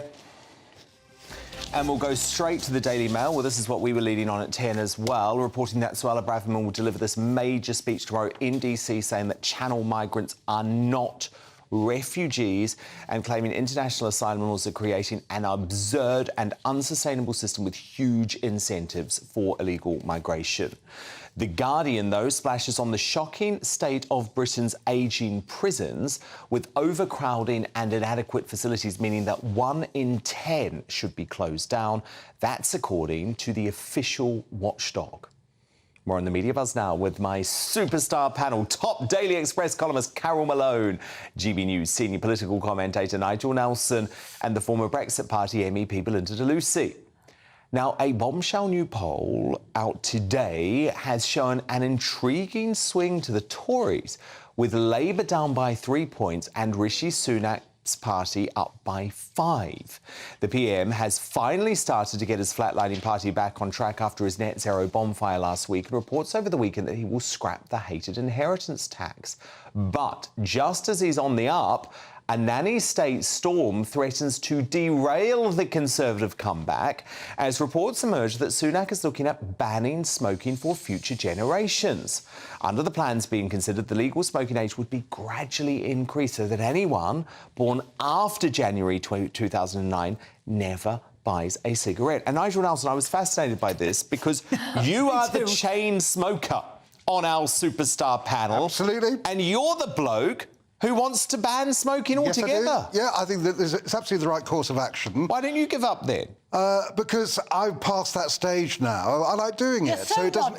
It doesn't actually. So you've just given up on the thought of giving up, but you want to deny everyone else the opportunity. Look, I give up so frequently; it's unbelievable. But then I sort of go back to it. He's been out 3 times tonight for a fact. Just saying. You are a grass. I'm a total grass. But Nigel, look, is it because you regret the impact that smoking has had on your life, that it's had on your health? Do you worry about young people going through that? I mean, the basic point about this is that you increase the age by a year every year. That's the whole point of it. Now, Which they've done in New Zealand. It doesn't do anything for me. It doesn't do anything for my children who are grown up. It will do something for my grandchildren who are growing up. And the idea that young people will not be able to get hold of cigarettes, to me, sounds like a pretty good idea. But Belinda Lucy, you're worried that this is the nanny state stuff again. Well, yeah, then why not alcohol? Why not anything that puts us a little bit at risk that people enjoy? I mean, where does it stop? I also think because 75,000 people a year die from smoking. The amount of smokers now, though, are so tiny. They're ostracised from public spaces. Yeah, because everyone's vaping now. You know, that's a pack why. of ciggies costs 13 quid now, and the tobacco 15. The tobacco industry brings in £10 billion to this country. I'm not sure I want to get rid of that. Carol, have you ever been a smoker? Yeah, God, yeah, until And you gave up? Yeah, I gave up when I was about 37. You know, my mum died of emphysema, the smoking related, and so, you know, when she got that, I gave it up. I had a couple of cracks at it, but I did give it up. I wouldn't think about it now. However, I don't like the idea of banning things per se, but I think the great thing that's happened in society in this country is that smoking has become naff. You know, maybe it was those pictures on the side of the fag packers, I don't know what it was, and of cancerous tongues and rotting lungs. Whatever it was, it has become quite a naff thing. And vaping is taking over the tobacco industry. I think it's going to happen. What are you laughing at? He's laughing there. He's laughing. Sorry, I'm just laughing at you talking about how naff it is next to Nigel, who has just been up. I was just listening. He knows it's naff. He doesn't want to do it. But I think it's become... I don't think a lot of young people want to start smoking. They're vaping. Yeah. And vaping will eventually get But Carol, what happens when in 10 years' time we're told that vaping causes all of these health issues, which feels inevitable? In 10 years' time, I might have a fag when I get to that age. Because I always said to myself, I'll give up until I'm so far gone. If you make it doesn't matter. It's too interfering, Dan. Yes. It's not Now, look, more shocking evidence that Partygate was a media-constructed farce motivated by the Liberal establishment's desire to oust Brexit Britain's hero, the democratically elected Boris Johnson. Woke Channel 4 has released a ridiculous new trailer for its upcoming Partygate drama, which will be released in early October and features the comedian John Coleshaw as Johnson. Now, farcically, and I really do mean farcically, makes Downing Street look like some sort of nightclub during COVID. Watch this. Stay at home. You should not be meeting friends. If your friends ask you to meet, you should say no. Shall I get the karaoke machine? Ooh. The death toll climbs every day. So leaving dues. Christmas quiz. Birthday. Bring your own booze. Is there anything we don't have a party for? What happens in number 10 stays in number 10. No comment. Oh, please. Channel 4 is off its rocker, OK? Because this broadcaster says that it has based the drama on, quote, meticulous research. However, it is plainly clear to see just from that this new series will be yet another example of rampant anti-Boris, anti-Tory bias from the state-owned broadcaster. Carol Malone, this is not based on meticulous research. There were not nightclub parties going on at number 10 Downing Street. Wasn't. This just plays to the prejudices of everyone who hated Boris. Yes, we know some wrong things went on at number 10, but it certainly wasn't like that. It was a few little work drinks, right? They're making this for a handful of the liberal elite that live in London. No one will watch. This is not for... Well, the rest of the country won't watch. You know, I mean, I think this is for the liberal elite to have it. Let's have a joke. It's confirmation bias, isn't it, Nigel? Because, Nigel, look, you were a big critic of Boris. You loved all of the Partygate fuss. It wasn't like that, Nigel. How do we know? It wasn't like that. We've seen the pictures. How do we know? It certainly We've spoken to the participants. It certainly wasn't after-work drinks that you're talking about, you know, nice and serenely around a table. No, it wasn't. There were people vomiting all over the place. Boris's kid's swing was broken by someone who was drunk.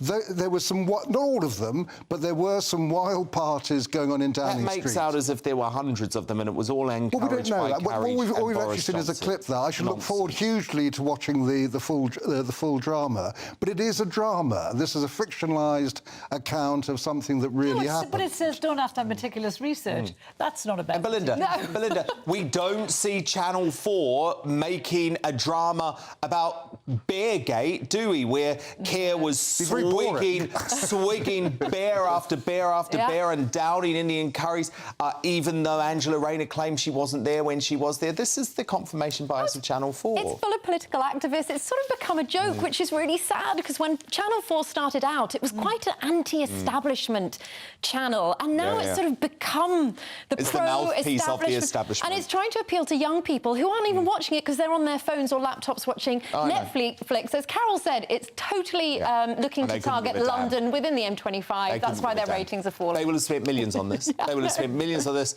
It will be watched by a handful of lefties. Belinda Lucy, Nigel Nelson. Nigel! I'm one of them. Thank you so much. Do stand by, because coming up, Sir Keir has already done his bit to scupper his election hopes, but today was the turn of hapless Lib Dem leader Sir Ed Davey. I'll share with you the cringeworthy moment he was dramatically tipped out of his kayak into the freezing sea by none other than one of his own candidates. We'll reveal all in tonight's Greatest Britain and Union Jackass soon. But next, and uncancelled, fans of the BBC's Football Focus blow full time on the long-running programme after the departure of Dan Walker. So is his female replacement Alex Scott to blame for the dwindling audiences? Meanwhile, tensions mount at a Chichester hotel after it's turned into migrant accommodation. So does the government have a problem on its hands with increasing community fightbacks? Fleet Street legend Calvin Mackenzie is riled up and ready to get stuck into both those stories. And you're not going to want to go anywhere, because he is live in just 2 minutes' time.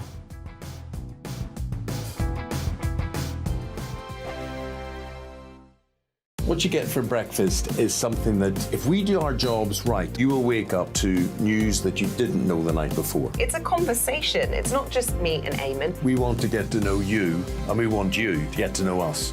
From 6, it's Breakfast with Eamon and Isabel. Monday to Thursdays on GB News, Britain's news channel. Join me, Andrew Pearce and Bev Turner, Monday to Thursday, 9:30 a.m. Who benefits from that? Not the British public. And on Fridays, join us, Tom Harwood and Ellie Costello from Britain's Newsroom. That's what you get with this show. That's fantastic. If it's happening, we're talking about it on Britain's Newsroom. GB News, Britain's news channel. Nightmare commute. Kick it up a gear with me, Patrick Christie's, at Drive Time, 3 till 6 p.m, Monday to Friday on GB News Radio. You can listen online and on DAB+, on the smart speaker app and on the GB News app. And if you've got an Alexa, all you have to say is, Alexa, play GB News. We're also on TuneIn and the Radio Player apps. From the school run to rush hour, get revved up with me, Patrick Christie's, on GB News and GB News Radio. People in Britain, they love free speech, but they also love fair play. I don't care if I'm speaking somebody from a trade union, from the Labour Party, somebody from the SNP. And I think the viewers like to see that actually we can challenge one another, but in a positive way. We think we ask the questions that people want to ask, and often we ask the questions that we wanted to ask in Parliament but never got the chance to ask. So join us every Saturday, 10 a.m. till noon on GB News, Britain's news channel. Every Sunday from 11, join Michael Portillo. There'll be topical discussion, looking at the week before and the week to come. So kick back and relax at 11 a.m. on Sundays on GB News with me, Michael Portillo. GB News, the People's Channel, Britain's news channel.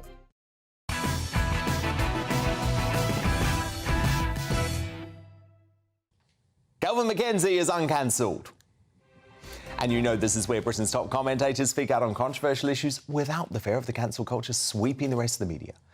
And a war has broken out at the BBC over the future of Football Focus following a dramatic fall in viewing figures. The drop, which has seen a third of viewers turn off in the last 4 years, coincides with former footballer turned pundit Alex Scott replacing Dan Walker as the magazine show's main presenter in 2021.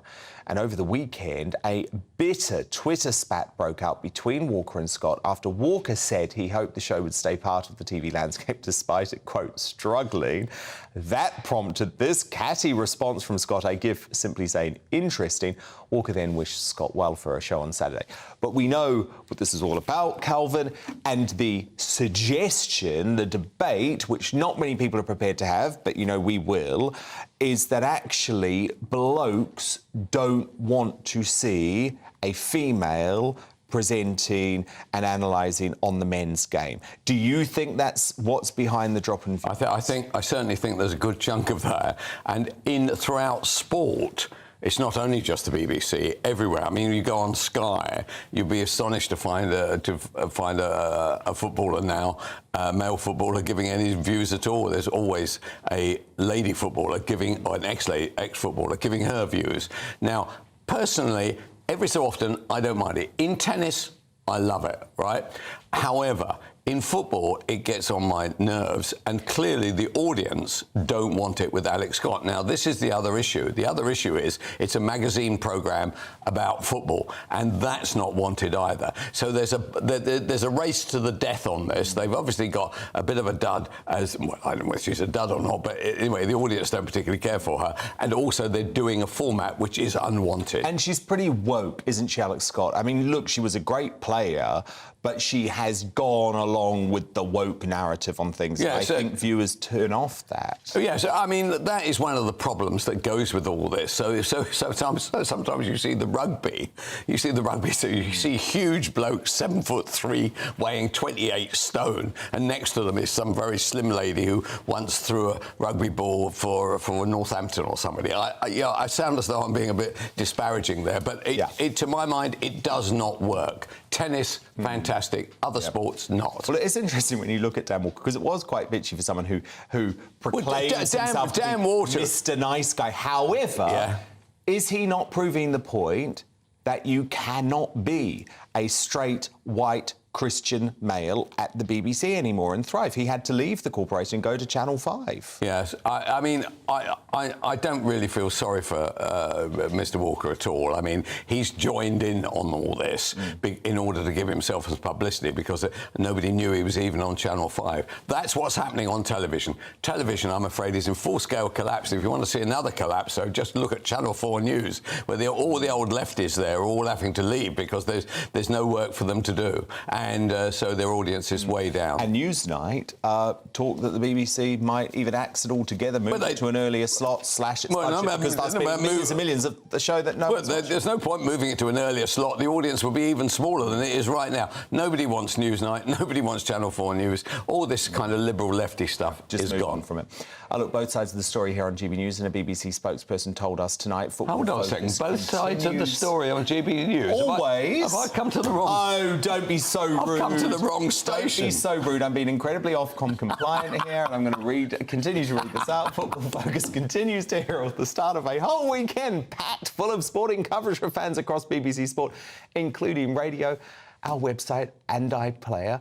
Week on week, it is the most watched programme during that time slot, and iPlayer viewing figures are also strong, so we know its popularity is enduring for fans wherever they choose to watch. Now, moving on, Calvin, furious locals have staged a protest outside the luxury 3-star Chichester Park Hotel. It is not a luxury hotel at 3 stars, I'm just telling you that. Well, it depends what version of luxury we're talking about, Calvin. Well, the place you were staying at, Geneva, at the weekend, that was luxury. But I'm telling you, 3-star is not luxury, and your audience know it.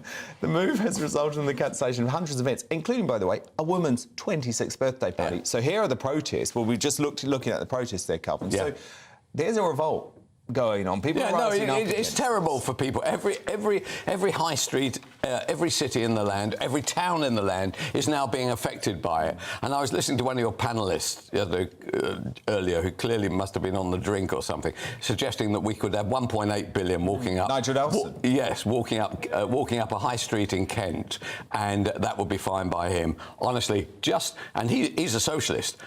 Do socialists really think like that? Because if they do, that polling will not show 44-28. It'll be about 35 each. Sunak has a very good opportunity now. Actually, if he sticks by thing, if he tells no, I'm not sure about that. But you tell the ex-prime ministers, you tell Cameron, you tell Heseltine, you know, who'll chuck anybody else's money away. These guys love spending other people's money, right? The thing I like about Sunak, the new Sunak, he said, we haven't got any money, we're not going to spend it. So please, Mr. Sunak, stay with that. The public understand that they're skint and they want the government to act like they're skint rather than saying, I'll tell you what we'll do, we'll spend 40 billion building a railroad, which is not going to make it any quicker than it currently is already. And of course, a big HS2 facing Sunak in the coming days. Yeah. Probably not before Tory party conference, though. Given it's in Manchester, that would not be wise politics. But Calvin Mackenzie, thank you so much. We'll speak later in the week. But it's time now to reveal tonight's Greatest Britain Union Jackass. Carol Malone, let's kick off with your Greatest Britain nominee, please. I want some of what Kelvin's been having earlier. He's on fire. OK, cookies. So my greatest Brits tonight, those hundreds of Met Police firearms officers who handed in their weapons after one of their own was charged with murder, the murder of Chris Cabba. You know, these guys do a job that most people wouldn't want to do, and they're going to now be in a position, quite right in the front, that every time they discharge their weapons, they could potentially be charged with murder, taking them away from their families for a period of maybe 15 years. It's not on. You know, just watch what happens to this city when those 3,000 firearms cops that we have currently are not on the street. No. Then you'll see what real gun crime is all about. Very good point, and of course it was the subject of my digest at the top of the show. Nigel Nelson, your nominee for Greatest Britain. Oh, my nominee is 84-year-old Lord of the Rings star, Sir Ian McKellen. He's found a way of avoiding his wrinkles. He had to bolt from a plastic surgeon after he heard what a facelift would entail. And now he simply avoids looking in the mirror. So I think one actor has actually conquered any vanity. Belinda Lucy, your nominee. Mine has to be the silver vixenette, Angela Rippon, for her high kick on Strictly at the Weekend, the oldest ever contestant. Oh, we've got to have a look. Wow, what a bendy pretzel she is. We've got to have a...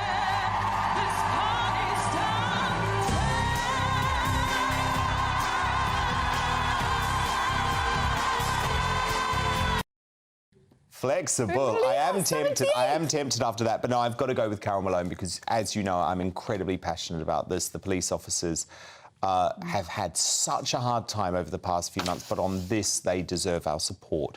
Carol Malone, your Union Jackass nominee, please. Mine is all those idiot, divisive civil servants who are labelling and bullying people who have gender-critical views and calling them Nazis. This is an insult to each and every family who have been victims of actual Nazis, you know, and that's including the 6 million that they actually murdered. You know, people throw this word around like it's nothing.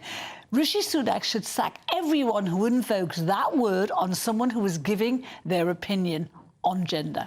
Nigel Nelson, your nominee.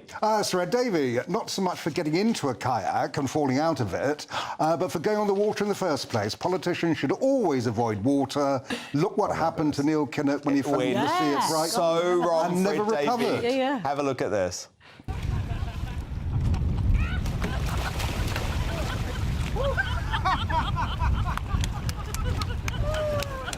Now, he's trying to laugh there, Nigel, but he must have been utterly furious because the idiot who tipped him in, whose political career deserves to be cut short, is the parliamentary candidate for Eastbourne, Josh Barberindi. And it's like, you should know, Josh, you don't do that. The optics are not good. He knows nothing about politics, that bloke. Belinda de Lucy, your Union Jackass. Mine has to be the Lib Dems for butchering 3 lions on a shirt, the patriotic English football song, and replacing its wonderful patriotic words to England to the gold stars on the flag. Oh my gosh, it made me want to vomit. They have to get it from me today.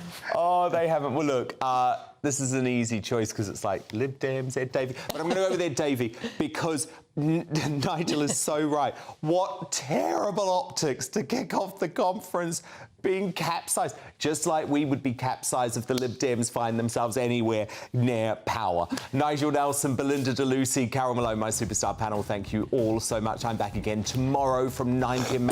Join us. Next up as headliners, though. Good night. The temperature's rising. Boxed solar, proud sponsors of weather on GB News. Hi there, it's Aidan McGibbon here from the Met Office with the GB News forecast. Today's showers ease overnight, clear spells to come, but further rain arrives during Tuesday. Some of that, once again, will be heavy with a strong breeze, but nothing compared to Agnes. Storm Agnes, named by the Met Office because of the risk of widespread disruption into Wednesday as that arrives. Before that, it will be a breezy night, but nothing out the ordinary, some clear spells, and the lightest winds will be towards the east and south of England. That's where we'll see some mist patches form by dawn. But patchy cloud elsewhere, and that breeze will keep temperatures in the double figures in many spots. First thing, we've got some showers moving into central southern England. They push into the Midlands, East Anglia and the southeast by mid-morning. Perhaps the odd rumble of thunder associated with these. We've got a spell of more persistent rain moving through Northern Ireland into much of Scotland. To the south of that, showers into Wales and the southwest, but in between the showers, some sunshine, and the sun comes out once again in the southeast with temperatures here of 23 Celsius. Average temperatures towards the northwest, where it will stay windy with the risk of gales in the far north.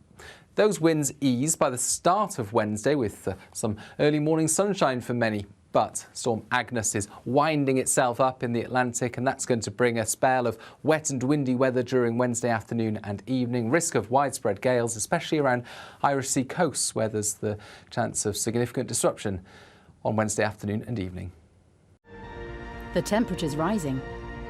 Boxed Solar, proud sponsors of weather on GB News.